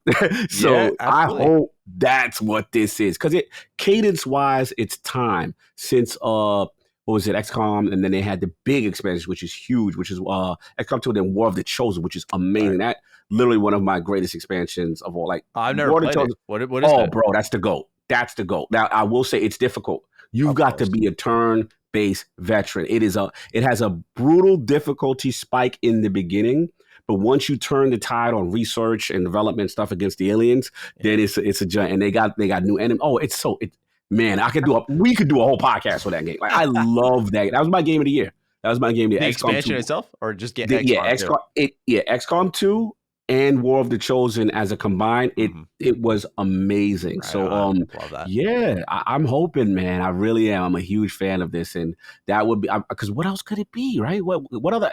Let's try to think out the box. Like if it's not that, what new franchise? That's the thing. My first thought was when I saw exciting in March 2022, I'm like, BioShock? But that's probably a ways off. I'm imagining we'll get the announcement next year for the new BioShock game, but that's not a new franchise. It's going to be BioShock. And that's why I said it's like, if it's exciting and it's going to be a big contributor financially, like the latter being the more telling, I was like, this has to be a big brand that doesn't demand much marketing, right? I agree. Unless it's like something spinning off from GTA or a re-release. Could be something along those lines, but I think both of us are on the money there. It's got to be this Marvel XCOM game, which I am going to be so excited to see your reaction to that, provided it looks exactly like it sounds in our heads, right? Like, dream come true if that happens, man. I can't wait. Oh, Do you What's up? like the permadeath aspect of Oh, the XCOM? hardcore one? Yeah, because the Yeah, I reason I do. ask is I imagine this Marvel game wouldn't have that. Yeah, it can, not with the properties. Yeah, yeah, like the Hulk dying and not showing up for the rest of the campaign. It's like what happened? Good point. I didn't even think about it. Yeah. They'll have to make concessions. It almost reminds me of when the crossover happened with DC and MK. You know, damn well you wasn't gonna finish no Mortal Kombat, DC game. You wasn't finishing Superman with a fatality. You know what I'm saying? No, you So weren't. I know there will be some concessions as far as permadeath is concerned. Yeah, but yeah, man. As far as the actual mechanic itself in the game, yeah, because like I'm from the mindset like we used to play XCOM and we would like personalize it. We would name all our characters. Oh, dude. You know what I'm saying? Like I would do all that. So you get that personal attachment. So when that guy dies on a mission, you feel it. You know what I'm saying? Kind of thing. So yeah, I'm the same way. But I tell me about your. Yeah, I gotta ask about your XCOM love. Like was it there? I absolutely. I remember when I played XCOM 2, I was running a little site or helping run a little site rather called Sugar Bombed, which was like this forum I had helped start up, and I remember posting on a thread there, having everyone put in their character name, their description, and all that stuff. And so I had like all of these members of Sugar Bombed and viewers of mine as like my army. And so everyone had their own little story and interactions, and it was really fun. Nice. I think that's like that nice flavor that XCOM can provide. But as a turn-based game, dude, nothing locks me in deeper than that, because it's like I love the hardcore like permadeath, because it's like that's what I love about Fire Emblem. It's what I love about stories in general being told, is when the risks are high. I think it's why I like RPGs, when you can make those choices in somewhat like Mass Effect 1, you got to make a significant choice. Vermeer. Yeah, right. When life is put in your hands and you got to decide what to do with it, and it's a fragile life at that. You're like, this thing can be gone. I gotta weigh out this move more. It just adds something intangible, because some people can bake it down and go like, oh, it's just turn based, but like when your man that you've spent battle after battle with is out there, he's your warrior, he's at 5 health, you got a 50% chance of hitting this. There's nothing else like it, right? Because you're like, yeah, like if I miss this, there's a coin toss shot here, and if I miss this, so he's dead. He's dead. And there's hardcore modes in I forgot, I think Iron Man is what it is. Iron Man, Save Scum. You can't save Scum it either. So it's like, you gotta make sure you hit this. And if you don't, you gotta figure out a new plan now. I love XCOM. I really should play them more, right? Like I play and beat both of them, but I haven't gone back. I haven't played War of the Chosen, and I haven't played Chimera Squad. Bro, first of all, you have to play War of the Chosen. Yeah. War of the Chosen. That's overdue. But real quickly, again, they added. Do you remember the alien rulers? Do you remember those guys? Vaguely. Vaguely. So basically, what it was is the rulers would come out, and there would be beefed up versions at any time on the map. Right? You could be in the middle of a rescue, extraction, whatever. And these things would come out. And the thing about them that made them tough was, you know how XCOM is. You know, you go, they go. You go, they go.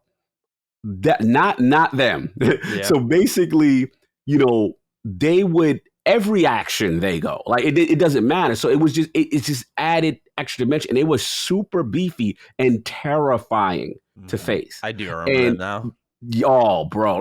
So when you finally beat one, which was cool, was that you was able to take a very powerful ability. There was like remember like the snake race? There was one, if you ever take it, you was able to research it, the autopsy, and get this amazing suit with a crazy ability. And it really, it made the end game like next level. War of the Chosen added on that in such a perfect way. Oh. Again, brutal spike in the beginning. Like this thing can wipe out your entire squad. Like it's that crazy. Is it continuation? So you carry that old squad in, or is it? It's an integration into two. So you can do a brand new, fresh playthrough. That's what I'm trying to say. Do War of the Chosen. That is the joint, bro. I'm telling you. Well, if you could survive the first, you know what I'm saying? Because in the first couple of months, you better be researched. You better get your engineers, your scientists. You better get everything together. But yeah, that is, man. I think I still have my final shot of the end boss, because it was such tension. on my Xbox Live DVR, and I have it. It was like this synchronized shots of everybody in the perfect position. I was like, I was so pumped. But Water Choice, bro, you got to do Water Choice. I do. This has been a great backlog year, honestly. And right now, this month, my time's going to be dedicated to finishing the Ascent for our review discussion. And I'm thinking Psychonauts as well as Neo: The World Ends With You. Those are kind of like the 3 check boxes. And I'm thinking that after that, I should be able to squeeze in a backlog game as I wait for like Tales of Arise. That's kind of what I'm envisioning. So we'll see. My choice to you should either Water Chosen. If you're not, Yakuza. Those should be one of those 2. You got to get one of them 2 in. I just finished Judgment. I'm gonna play Lost Judgment. You need a break. So, you need a break. I'm gonna play Lost Judgment. So then Yakuza might be like a December game. You know, when there's nothing going on, unless Halo comes out in December. Who knows? Yeah, who knows? All right, that's all we got from the news this week. Now we get into, as always, our Game Pass pick of the week. This time it's me. I have selected from the list of new games Skate 1. Sorry to my PC friends. This is only console. Skate 1 is my favorite skate. I'll be honest. A lot of people really like 2. They like 3. You get off your board, get to these spots a little bit easier. I remember firing up Skate 3 this year. Did not click with me still all these years later. I was like, nah, it's just like these spots aren't as good. There's something about the natural open city with these believable skate spots that you just see the potential in. You put down your marker, you keep running those spots. You're like, I know if I just hit this right, I'm about to do something sick. You can record it. I used to make skate bail montages on YouTube way back in the day. Yeah. I used to have. I don't have them up anymore. I've tried to search them up. I don't know what I did with them, but I think YouTube might have even wiped them, because what I would do is I remember it distinctly. I had a snack table and I would stack like 40 books, and I had my camcorder and had like a little flip screen on the side. So I would have like a set of books to the side that it would rest on. So it would stand up on its own. And then I'd, because I didn't know how to edit audio or anything. So I'd hit the record button. I'd just make sure everyone in the house is quiet. And I'd like play the game a little bit and do some bails and be like, all right, that's enough, and stop the recording. But I have such fond memories with Skate 1. I've easily put hundreds of hours into this game. It was like the only game I played for a while. I mean, even the bugs, or not even bugs, but like the glitches you could use to get on the map. You have to 180 ollie up a stair set a bunch of times. You get on a freeway and you'd skate down it, and it would take you to an abandoned park that they never finished that you could drop into and skate around in. And it was just sick. Like, just the amount of little things that are in this game that I remember so well. But that aside, like, just Skate 1's ascent, its ascent, if you will, into glory was such a memorable time for me. Not only that, but your actual skater's ascent as you get brand deals and you start to get sponsors, you change your outfit. Nice. I love the camera positioning. It's a little bit lower. You don't see the full body. It's focused on the board. There's just something about it and its physics. I love Skate 1. Still a great play, because I also played that this year. It's still such a good time. Does feel a little bit more stiff, but I think that's for the best, because when you land those strings, it feels right. So shout out to Skate 1. Absolutely excellent game. Have you ever played Skate?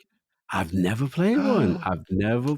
See, what's good about this Game Pass pick sort of fits in the realm we've been in for some time, which is like, oh, these are 8-hour games, 10-hour games. They're not long. Skate 1, I'm not telling you to go out and beat. You could pick this up for a couple hours, get a feel for it, and be like, all right, like, I see it. And maybe if you like it a lot, you keep playing it. But it's a great pick up and play game, in my opinion. So maybe COG. You ever? Yeah, Game Pass makes that possible. So. There's no excuse for me not to at least try it, see what's going on. Exactly. Oh yeah. So shout out to Skate 1. Excellent game. One of my very favorites of all time. No doubt. Now, to wrap up our show, 5 questions to end it.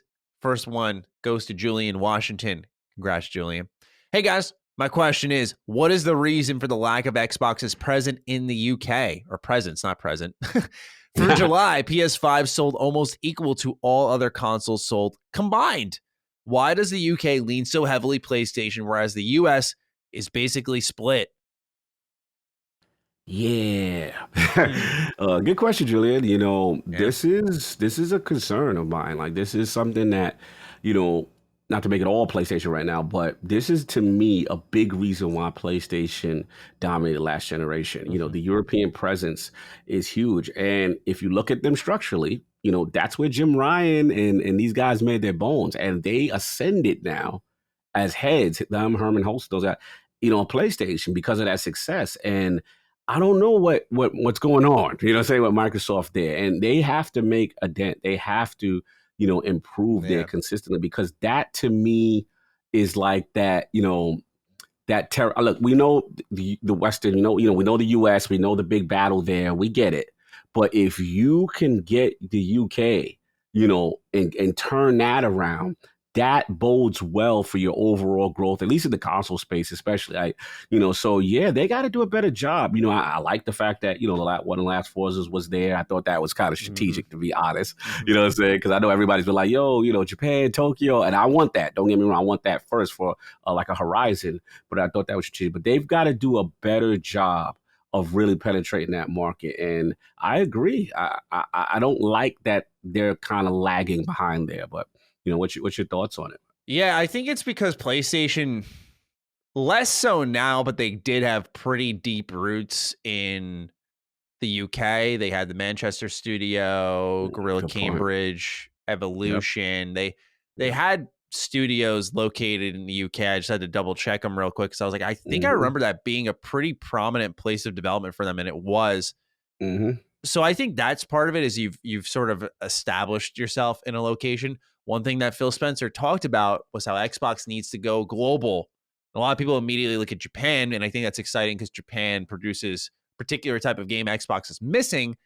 But in general, Xbox needs to go global, and we're seeing them do a little bit of that. Like they're working with Avalanche, it's Swedish, Machine Games, Swedish. You know, they're getting in certain dev scenes, but there's parts on the map that they're not so involved in. And I want to say, where's Playground located? There, I was going to say, I'm pretty sure they got that. But beyond that, you know, I don't think they have many spots on the map. And we've talked about this. Ninja Theory. They're also UK. I believe Ninja Theory is, yes. Okay. I believe, But that's new. Ninja Theory is new. Yeah, you know, no, absolutely. And beyond that, though, my main point was to hit on is we've talked about it a lot, where Xbox is such a US console.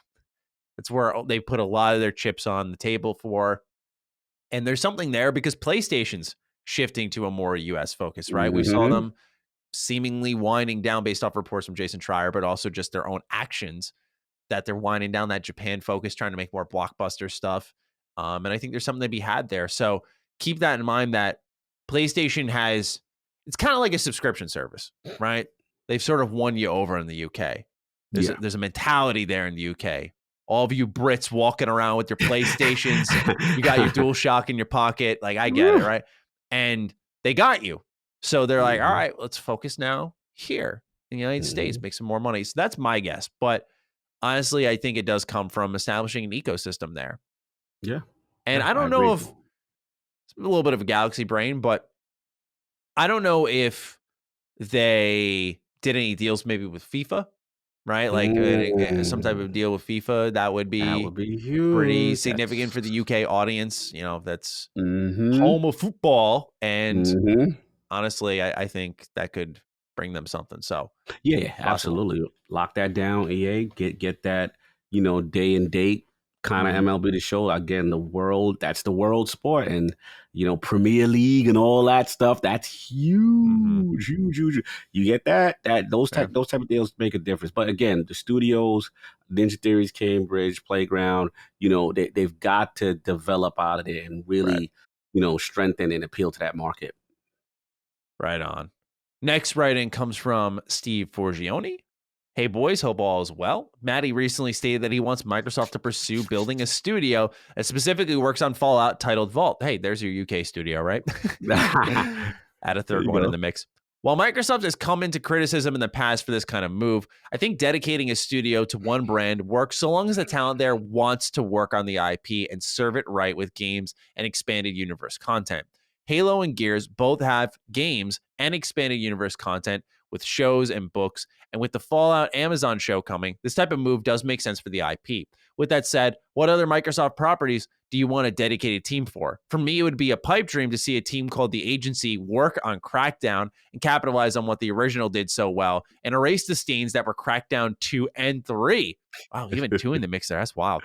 Yeah. I also think Microsoft could use the idea to create an Xbox Classic studio that specifically works on remaking classic games in their catalog, similar to Bluepoint's current role at Sony. Let me know what you think. As always, have another page-turning day. I really like that Classic Studios idea, man. I gotta be honest, but we're picking an IP from the bunch. What studio are you thinking beyond Fallout? It's tough, man, because I was thinking, you got me.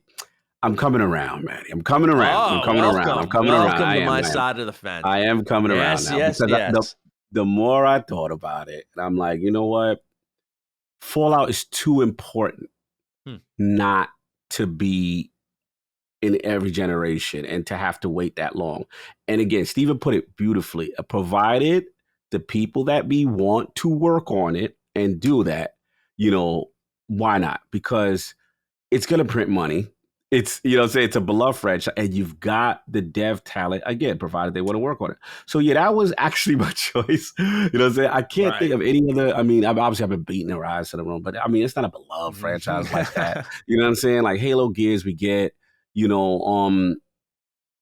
not too many that I could think of that I'm like, okay, that maybe Jade Empire. That was BioWare, yeah. That was BioWare though. So it's just like a lot of the stuff they didn't control, you know what I'm saying, kind of thing. So it's like it's kind of tough for me, but I'm at a loss. I don't really have anything outside. I thought about it outside of the Fallout franchise, a lot of the Bethesda stuff. But anything you got like kind of cooking up that you may not have thought of? I think for a lot of the fan base, I think the remake studio would have originally been my idea, like an Xbox Classics, because I think there's just so much there to pick from.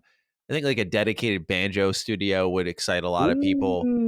Just to keep seeing that in the wheelhouse there. I think that's they talked about needing more kid-friendly games. I think that sort of can fit in that wheelhouse.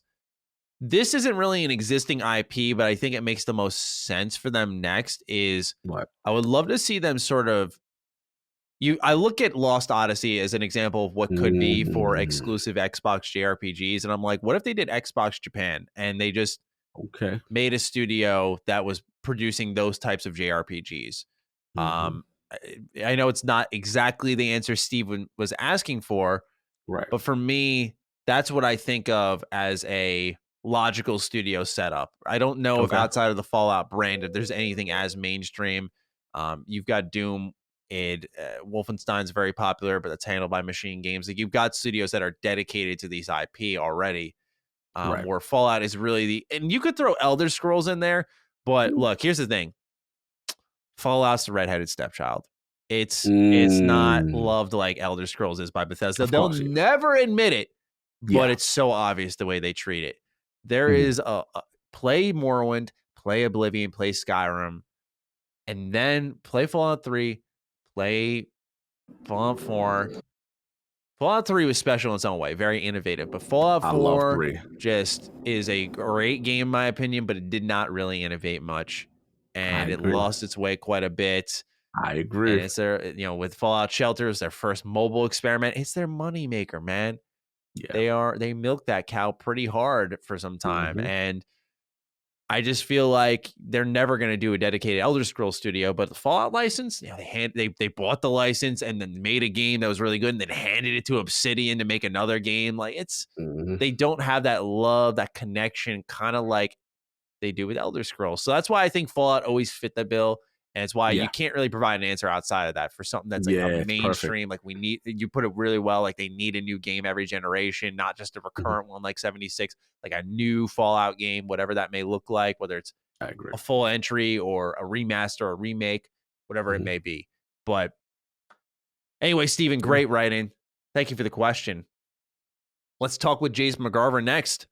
Hey, fellas, are you looking forward to Tales of Arise? It might be my most looked forward to game of the year, and I want to hear your thoughts. The The art style with this new engine looks great. Combat looks satisfying, and the focus on character integration has me intrigued. Cheers. So, what do you think of Tales of Arise? Are you a JRPG guy? You into I'm this? a JRPG guy. Yeah, I did it on my I talked about it on my ultimate debut solo episode. So it's like, look, I like it. It's just that with the games I like, they take so much of my time. When you're a Destiny guy, you're like I'm a Final Fantasy VII guy. There's certain things that when they come out, the world stops for me. Gotcha. You know what I'm saying? So it's hard to get invested in multiple JRPGs. You see what I'm saying? Like, so that but don't get me wrong. I'm team, Bandai Namco. I like the way this thing looked. It looked really cool. They got fishing. Yeah, I saw that. They got fishing, you know what I'm saying? Like, cool. Look, it looks cool. I want to see more of it as it gets closer, to see if I can. And it's gotta fall in that time window for COG to actually have time to commit to it, because you got to commit. RPGs is a commitment, y'all. And again, my problem is, like I said, turn-based and the Destinies and all these other type of little games. Those take away sometimes. So if it falls in that release pocket with nothing else going on, then I will dedicate the time it needs to be, to it. But what about you with Tales? How are you a Tales guy? I am a Tales guy. Not hardcore, but I do like Tales. I've played. Let's see here. I gotta run down the list real quick for the audience. I played Exilia. I really liked Exilia. I played Berseria, which is one of the better ones. Symphonia I've played, and then oh my god, what was Zestiria, which was just no good. No. No. I thought you was about to blow me. Yeah. He was like, it was just garbage. Yeah.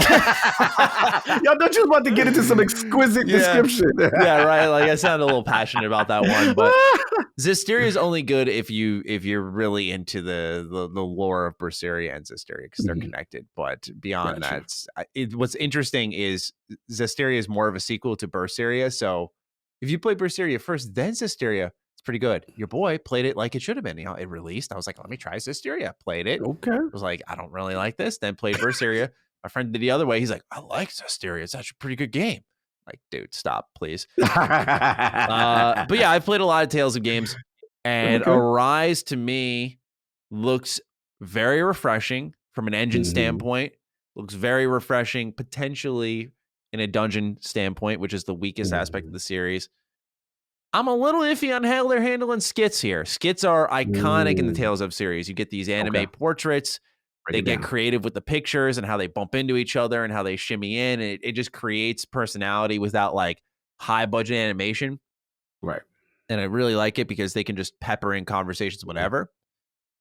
The trade-off here is they're doing this new skit style where they almost have like comic book cut-ins appear as like the sequence progresses. And what's kind of strange is with Tales of, the anime portraits are positively low budget, right? It's just images that kind of just like their mouth moves a little bit and that's it. I think these character integrations that they're doing with the new form skits almost look more low budget because other parts of the game look very impressive. So then you go back to this and I'm like, the way that everyone's animated and stuff, it just looks a little more awkward now because they're actually putting their character models there. Right. So to me, I'm not as crazy about their new take on skits. We'll see though, because one issue I noticed with Berseria when I was playing it was there was a point in the game that I could spawn 8 skits in a row, like just one after the other, and then they were all separate conversations and stuff. And I'm like, this is weird.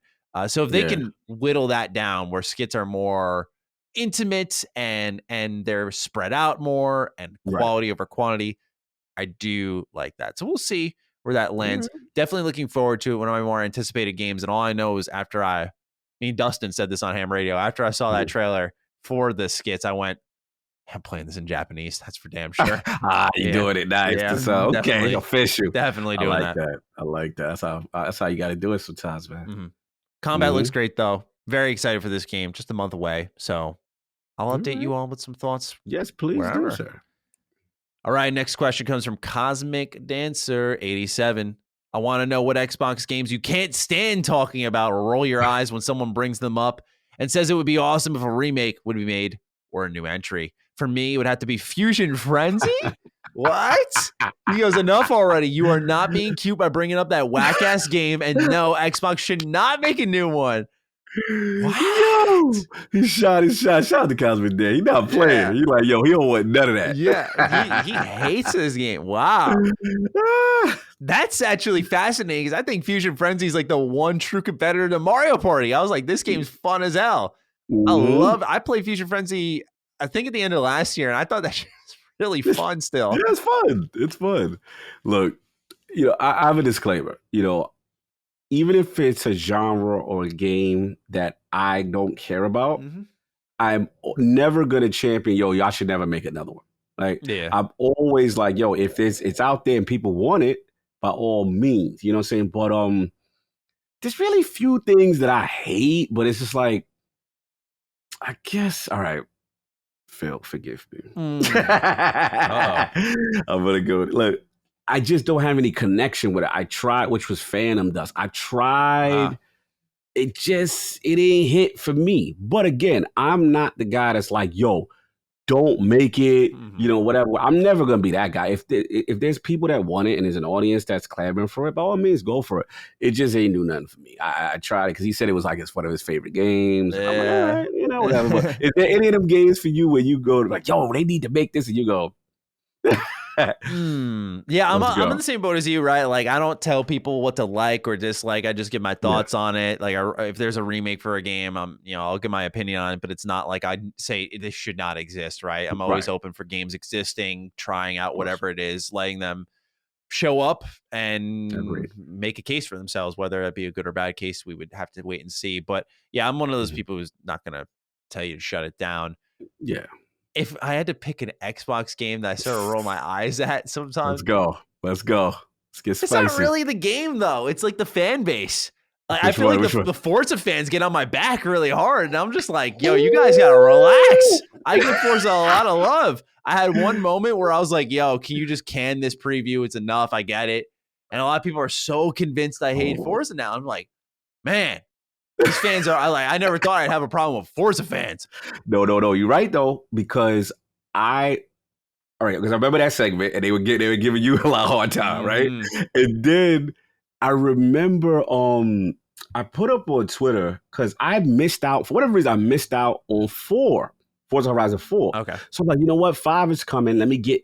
This is a gap for whatever reason I missed out. In Game Pass, let me go. So I'm like, yo, this looks impressive. I put up like a thing on Twitter. Got my little, you know what I'm saying? And I was like, yo, I slept on Forza Horizon 4. They were like, oh, you're late, Carl. What's wrong with you? Fraud. And I'm like, fraud. No. Yeah, hit me with the fraud alert. I'm like, come on, y'all. Like, I'm trying to love the game. You mad that I'm playing it at all just because I'm late, so to speak? I'm trying to. So I just thought it was such a hardcore reaction. We already knew this, Cock. What's wrong with you? Yeah, man. Forza fans, man, you guys are ruthless. Yeah, they spicy. I think it's because they're smart, right? You look at motorsport. You look at some of the fine tuning, the intricacies of the series, and a lot of people nope out. I'm one of those people who nopes out, right? Like Horizon's for me, right? Nice, easy, accessible rewind button, as you always say. Like, hell yeah. I feel like Forza fans think they're above me. I feel like they really think they got something. They got their nose up in the sky. They're like, you don't know what a V8 engine is, Matty. That's them dudes. Yeah, I was like, all right, maybe I don't. Facts. I'm in the same boat. I'm not that hardcore car tweaking guy. Yeah. You know what I'm saying? But yeah, I agree with you. I mean, look, we love that they have that much passion for it, but of course, relax, Lord. Yeah. Forza Dukes. Y'all gotta calm down. I can't really think of a game, but yeah, I can only think of like the one time I butt heads where then like when I talk about Forza, at times I feel I'm a bit on cracked eggshells. It's like, is this too early in the show where it looks like I'm compensating? Am I too late in the show? Like Forza lives a little more rent free in my head since that encounter. Because I'm like, all right, they got pissed. They got pissed that I wasn't raving about this one. So, I'm trying to stay on top of it. But I feel you. I agree though. I agree. There's a sensitivity there. There is. Maybe something happened to Forza early in its lifespan that I don't know about.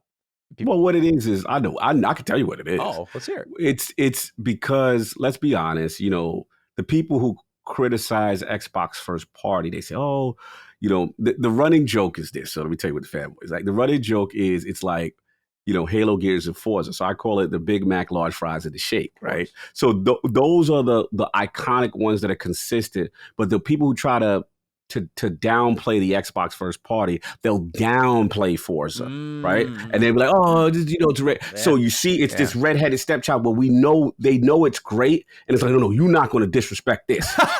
So that's what it is. So when you come out there and be like, oh, it was too long, they're like, no, this is the GOAT. How dare you? So it's that sensitivity. You see the mentality? Mm-hmm. Because other fan bases try to downplay. No, you're right. You're right. I totally hit the nail on the head. I get it. They got to compensate. Because then I'm in their house, right? I'm in the Xbox home and I'm kicking Forza around the floor going like, cut the preview, enough's enough. I get it. And they're like, you're not going to beat up my family here in my own home. Like, that's not going to happen, right? Like, I'm the guest. So I get it, right? I get this mentality. Mm-hmm. Okay, it makes a lot more sense now. Yeah, you're right. That's what it is. That's all and to their credit, we all know Forza's great. Yeah. Like it's an amazing franchise. You know what I'm saying? That kind of thing. It's just a sensitivity. Yeah. I mean, you said it yourself last week, and I agree. Like Playground Games is proven. They're proven dev. Yeah. There should be no doubts about whatever they put out just because they're proven. Yep. Absolutely. Last question of the show is Sam. This is one that actually I've never done this before, but I responded to his comment, letting him know, like, hey, keep an ear open. We're going to be answering this because I understand this struggle. I know some members in the audience may be having similar things. In fact, at one point, I got an email asking about some type of inflammation cream. I think I said I used at some point. So I'm just trying to help out the audience. It's not really gaming oriented, but I thought it was important. Health is wealth, baby. Let's go. Absolutely. Sam writes, hey, Dukes. This question is aimed at Matty, but I'd love to hear Cog's insight as well if he has any experience with this, which I would say you do because you talked a little bit about form. We were talking about the gym before we started recording, so I want to get your input on this. Matty, last week you mentioned you had a funky elbow injury, and I was wondering if you could elaborate on the issue as well as what steps you took to fix it. Last December, I tried lifting weights and woke up the next morning and was unable to close my hands without a lot of effort. And I had a lot of pain in my elbow and bicep while using a mouse for more than 20 minutes at a time, which my job involves sitting in front of a computer for most of the day. After visiting a sports doctor, a hand specialist who serves in the NBA team in the area, and paying for an MRI out of pocket, both doctors concluded that the nerves in my elbow were inflamed and basically informed me I was too young for this type of issue and told me to keep icing it multiple times a day and pray it fixes itself way back in April. Even though I've been applying generous amounts of ice each day, I'm still dealing with this in August with no real avenues to relief. Is this similar to the injury that you had? And is there a regimen that you followed along with the turmeric supplements in order to fix your elbow? I'd be willing to try just about anything to shake this pain and would appreciate any insights you have on the matter, as it becomes impossible to game on my PC and the bumpers and newish analog sticks on my Series X controller even bother me as well. Hope you guys have a great episode, but an average day. P.S. Matty, if you're looking to make your league grinding days worse, give a shout to your summoner names so that we can all know who to relentlessly chain gang / invade. I'm not going to do that because I am a pro shit talker in league, bro. Like, if I gank you, I'll literally hit you with a better than you. Like, I tell people all the time with league, it sounds toxic, but I never go like personal. But I tell people league is in casuals, it's half your skill and it's half psych warfare. You got to get in your enemy's head. So I'm always about a little bit of John with the enemy, being like, hey, you like that? You know, like a little double kill and be like, that's it.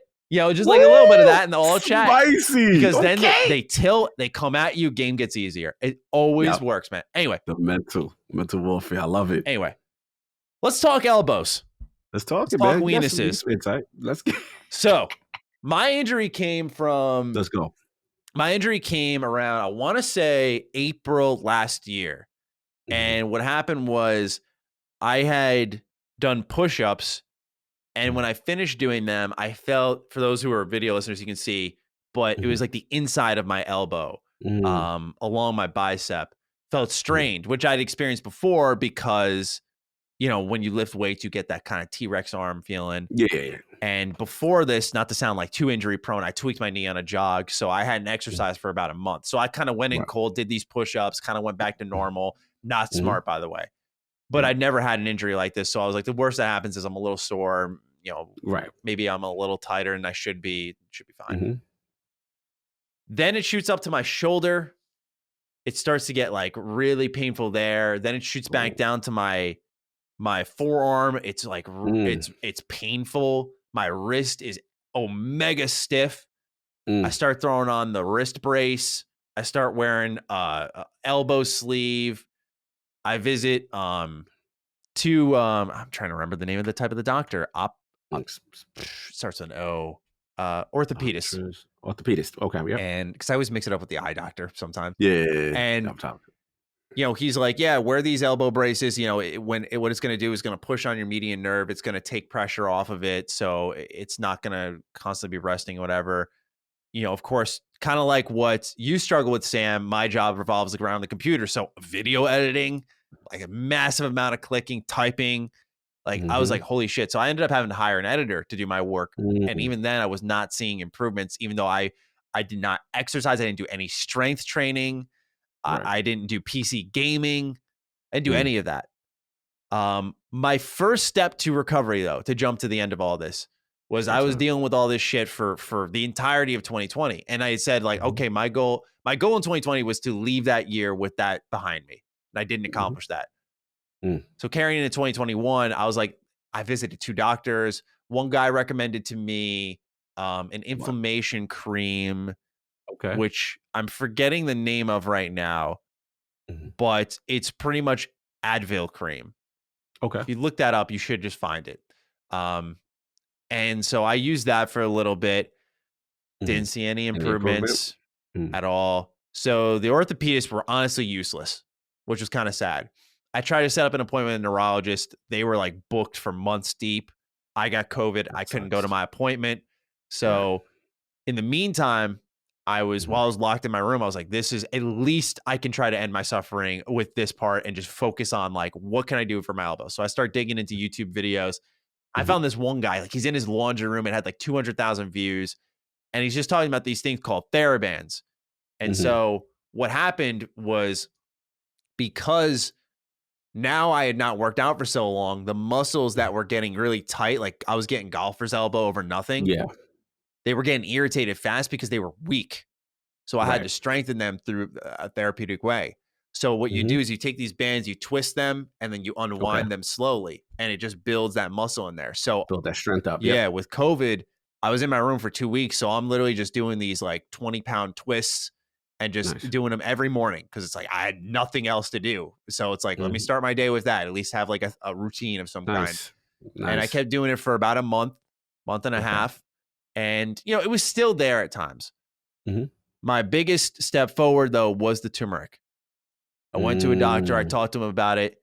He showed me his pinky. He was a college football player. He's like, this pinky cannot bend like this if I don't have turmeric in me. He's like, it locks up. He's like, see this though? He starts moving it and everything. He's like, now it's fine. He's like, what happened? Because I explained to him my injury, kind of like I just explained to you, Sam. What happened was when I did my push-ups, he said his doctory way that something got pinched, something was having pressure there, and it's caused inflammation. And because of what I was doing with my activities like work, that repeat inflammation was not allowing the process to heal. So you needed something to reduce the inflammation. He said, do turmeric. This is something that reduces inflammation in the body, and you should be good to go. Okay. And for me personally, it was I had to take 2 a day. That's what the capsule says. I took it at the start of my day, which I highly recommend because it'll last you all day. And now I can game on PC. I can type, so I can do our script for our game. I can do the DD script. I can work out. The fact that I started going to the gym this week, like I was really scared about it. Like I was actually nervous going to the gym because I was like, dude, I'm back. Worried about that re-injury. I don't want to go through it again. Right. Like I don't want to mess with that. And I went to the gym. I did chest, triceps, and I was like, holy shit, I did it. Like I did it. And there was no strain. There was no uncomfortability. My elbows are a little tight in general. I was telling Cog, like here on the, in the triceps, like it's a little tight. And so it's kind of carrying to the elbow, but nothing unmanageable, nothing that's foreign where it's like, oh boy, here we go.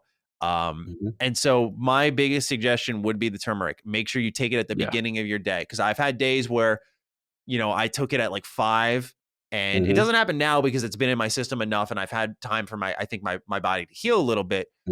But there was a time where I would forget to take it, and then it'd be like 5 o'clock and I'd start to feel it in my elbow. I'd start to feel the tingling a little bit. And I'm like, oh shit. And I'm like, I guess I'll throw it in now. And then about like an hour later, just sort of phases out. So that would be my biggest recommendation personally that I got from a doctor. And when it starts to go away, which I feel confident it will, then when you get back to the gym, I don't know what your form's like or anything, but me and Cog were talking about the importance of form. Yes. Do not do heavy, do clean form, man. You may feel self-conscious like, hey, I'll be real with the audience. And then I want to get Cog's thoughts on this. Let's get it. Let's talk about it. I was doing my first chest exercises in over a year and a half and then some probably. I was benching the bar, no weights. When I was laying to finish my workout, I was hardly finishing because my muscles were so tight and fatigued. I was doing 10-pound dumbbell incline presses. Like, that's nothing, bro. I used to do like 45 when I was in the gym a lot.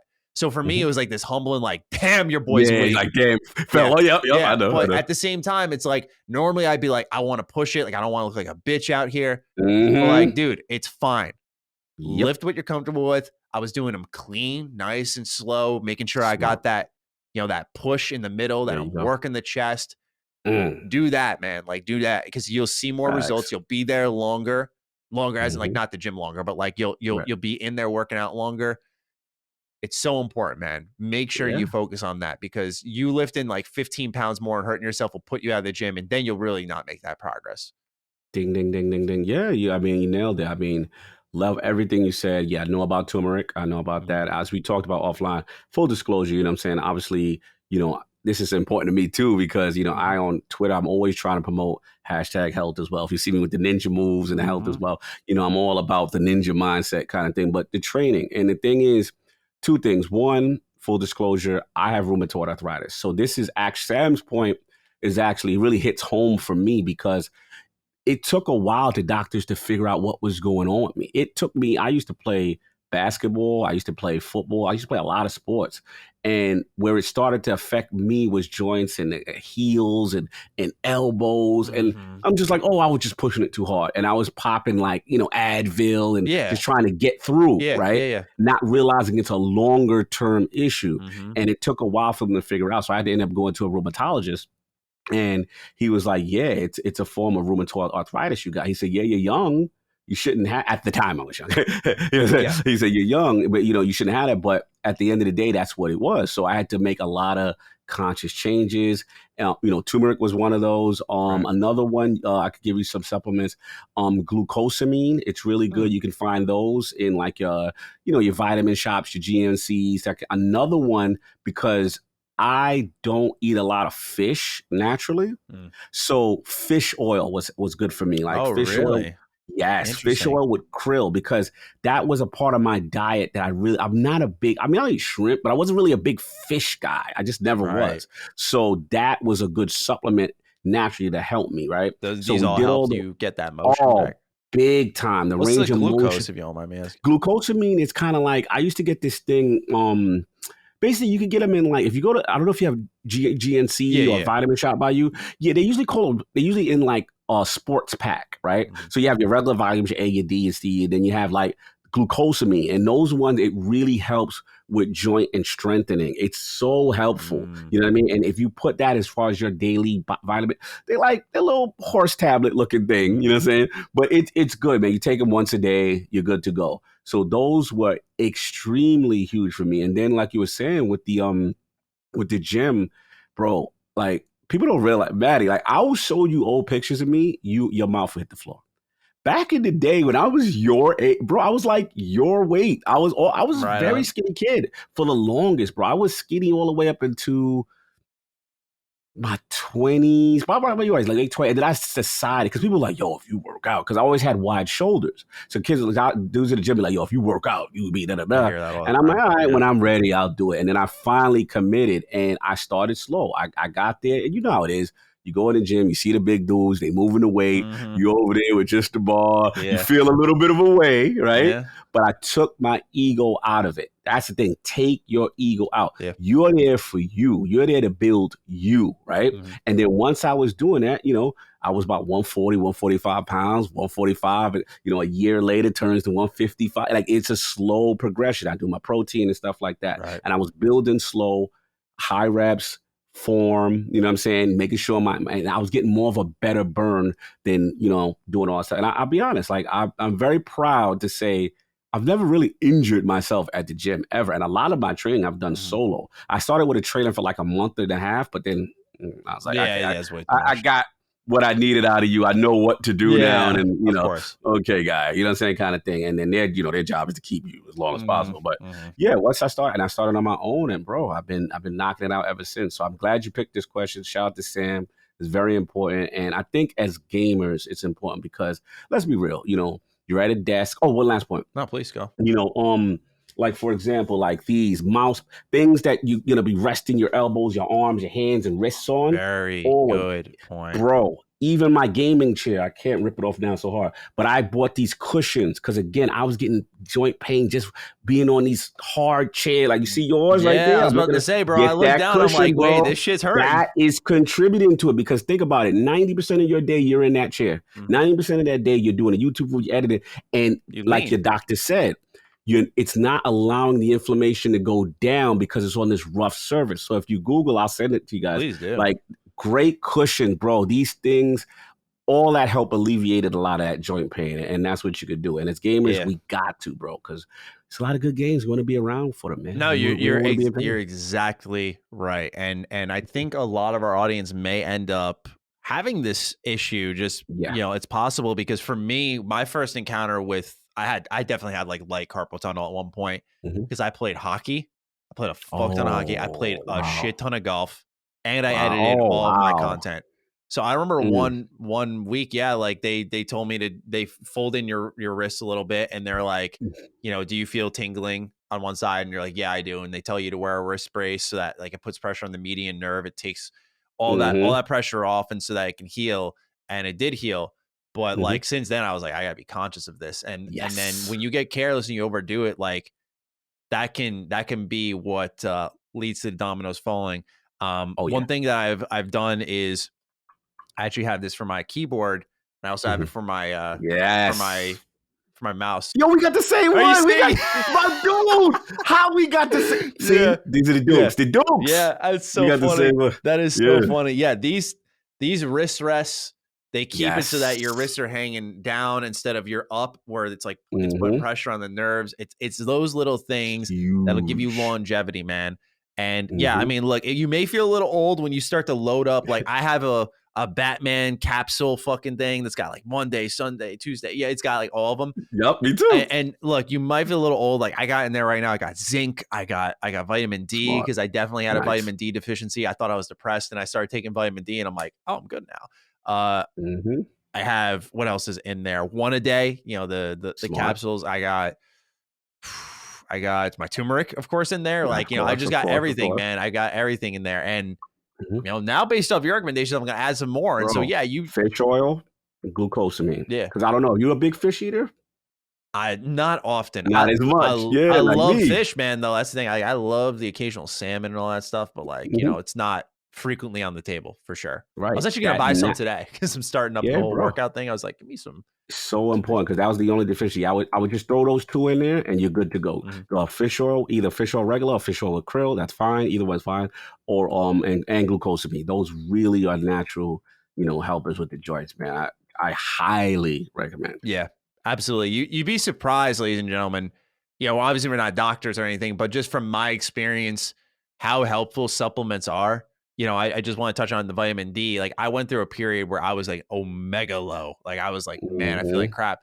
And honestly, I want to shout out. I think it was the associate community manager of Bethesda at the time. Really? It was Lady Devon. She tweeted just like, hey, if you're feeling depressed around this time of year, there's a chance you have vitamin D deficiency. Get them checked. Got them checked. They were low. Started taking vitamin D supplements. And I started to feel like myself again. It was What's up, brother? It was very surprising. So these supplements, man, I know, like sometimes I'm a little stubborn. I don't like to be relying on things. I just want to be Superman, go up, wake up like I'm a normal guy. Just, it's good. It's good, man. Like It's these good. supplements It's help absolutely you good. and they almost refine you. Treat them like, RPG them a little bit, man. These are your stat Mhm. buffs, right? Like, you're buffing for the day, right? Like once Yeah, that's what it you is. take your turmeric, it's like, now I can up my strength. Like it's just, get a little gamey I with like it. that. It works. I like that. So That's fire. that's how I That's view fire. it. But hopefully this helps, Sam. And the reason I wanted to focus on this is I know it's a little bit of a detour from our typical show, but man, like after going through it for a year and a half, if I can help even like two of you out there struggling with this, between myself and Cog, like it's worth it, man. Because like that, it sucks. Like I remember specifically one night, like I am not a crier. Like I'm just not. Mhm. Like even when I want to cry, it's like, dude, like I just can't come out. Yeah. But like, dude, like I remember like crying to my girlfriend one night. I was like, I'm so frustrated because I'm always in pain, and like Pain. I was like, I'm 25 at this time. I'm like, Yeah. I'm not in my 80s where I'm like, oh yeah, fuck, I'm old. Like I get it. Like it was frustrating. So Mhm. it took me, and even what was even more frustrating is you go to the doctor. You go to the orthopedist and you're like, man, you guys still can't help me. You give me nothing. Yeah, nothing. They're like, oh, That's we the don't see a frustrating when they need for can't figure MRI. it out. Yeah, not even that. It's like, Mhm. I'm like, can we get an MRI? They're like, no, I don't see the need for it. I'm like, dude, I've been in pain for months. What do you mean? And so fortunately through YouTube and through a really good general practitioner, I was able to Mhm. figure it out. But, Nice. it is one of those things where, you don't want to act like it's never happened. You don't want to walk away Mhm. from it. And like for me, when I'm going to the gym after this, like I'm going to be slow, steady. We're doing back Yep. squats. It's like, all right, I don't need to load up the rack. It's first time back. Let's Preach it, brother. take it nice and slow. So Yeah, just take the ego out of it. Mhm. That's the main thing. I agree, man. Nice and slow and good for I it. agree. Mm-hmm. So hopefully you all found that helpful. And for those who listened this deep, thank you so much. I think the hashtag is obvious. What is it? What we got? Health is wealth, DD. Oh, Yeah. we're doing it. Yeah, Okay, I think we okay. got to take a page out of the COG handbook. Let's go. Yeah. Let's go. Yeah, man. Health is wealth, brother. Like I said, it's so important to me, because again, I look at a lot of my brothers and sisters who are gamers, Mhm. and sometimes we not take good care of ourselves. Oh. And the thing I say to them is like, no, don't you want to be around for all these games Mhm. coming out, bro? Like, Mhm. there's just so many good games. So it's just like, look, I've got this new mentality right now. Like I said, I've earned the right to go play. I do what I got to do Yes, health-wise. Yes, and I know yes, people yes. say like, hey, man, I'm so behind. But I'm like, look, the fact that you're there, that you made the effort, Mhm. just you got there, whatever you did, it was better than staying at home and not doing anything. And Mhm. you know what I'm saying? And like you said, with the supplements and all this other stuff, and sometimes just walking, getting out, like Yeah. just be your expression, be active, right? Yeah. Yeah. There we go. You're right. Mhm. Exactly. Right. And it could be a bit intimidating to get started, but Of course. just you're doing more than you once were when you get in there, and Mhm. you'll be surprised how routine it becomes. So Absolutely. hopefully you take something away from it. If you got to the end of the show and you want to let us know, whether it be on Twitter or in the comments, hashtag health is wealth DD. Woo. I'm seeing more and more of you there. I mean, what I love is like they're really pouring on. It's like every time I sign on, we got another one. So thank you to everyone who just listens this deep into our show. We're always like a 2-hour plus show. So you make time for us in your week amongst everything else we offer here at Last Stand. So we appreciate you immensely, especially with the holiday period heating up for Xbox. I think that this is a really good time to be listening to our show, man. We're really hitting our stride. We're growing, and we thank you so much for that. So, Cog, any closing thoughts, or shall we wrap it up here? Health is wealth, DD. Fire show as always. The Dukes bringing it as usual. I love it, man. Another go, another classic. Indeed. All right, ladies and gentlemen, thank you so much for listening to episode 31. We hope to see you for episode 32. Until then, have an average day. Defining Duke, an Xbox podcast, is a product and trademark of Last Stand Media and Collins Last Stand LLC, and is recorded from the United States of America. The show is conceived by Matthew Mr. Matty Plays Schroeder and me, Colin Moriarty, and is written and produced by Matthew Schroeder. Matty's co-host is Barry Lord Cognito Eversley. Defining Duke's executive producer is Dustin Furman, and the show is edited by associate producer Ben Smith. All of Last Stand's theme music is by Ramon Narvaez. As you know, all of Last Stand Media's shows, including Defining Duke, are fan-funded on Patreon at patreon.com/laststandmedia. The following names are at the producer support level on Patreon, and we're thankful for your kindness and generosity.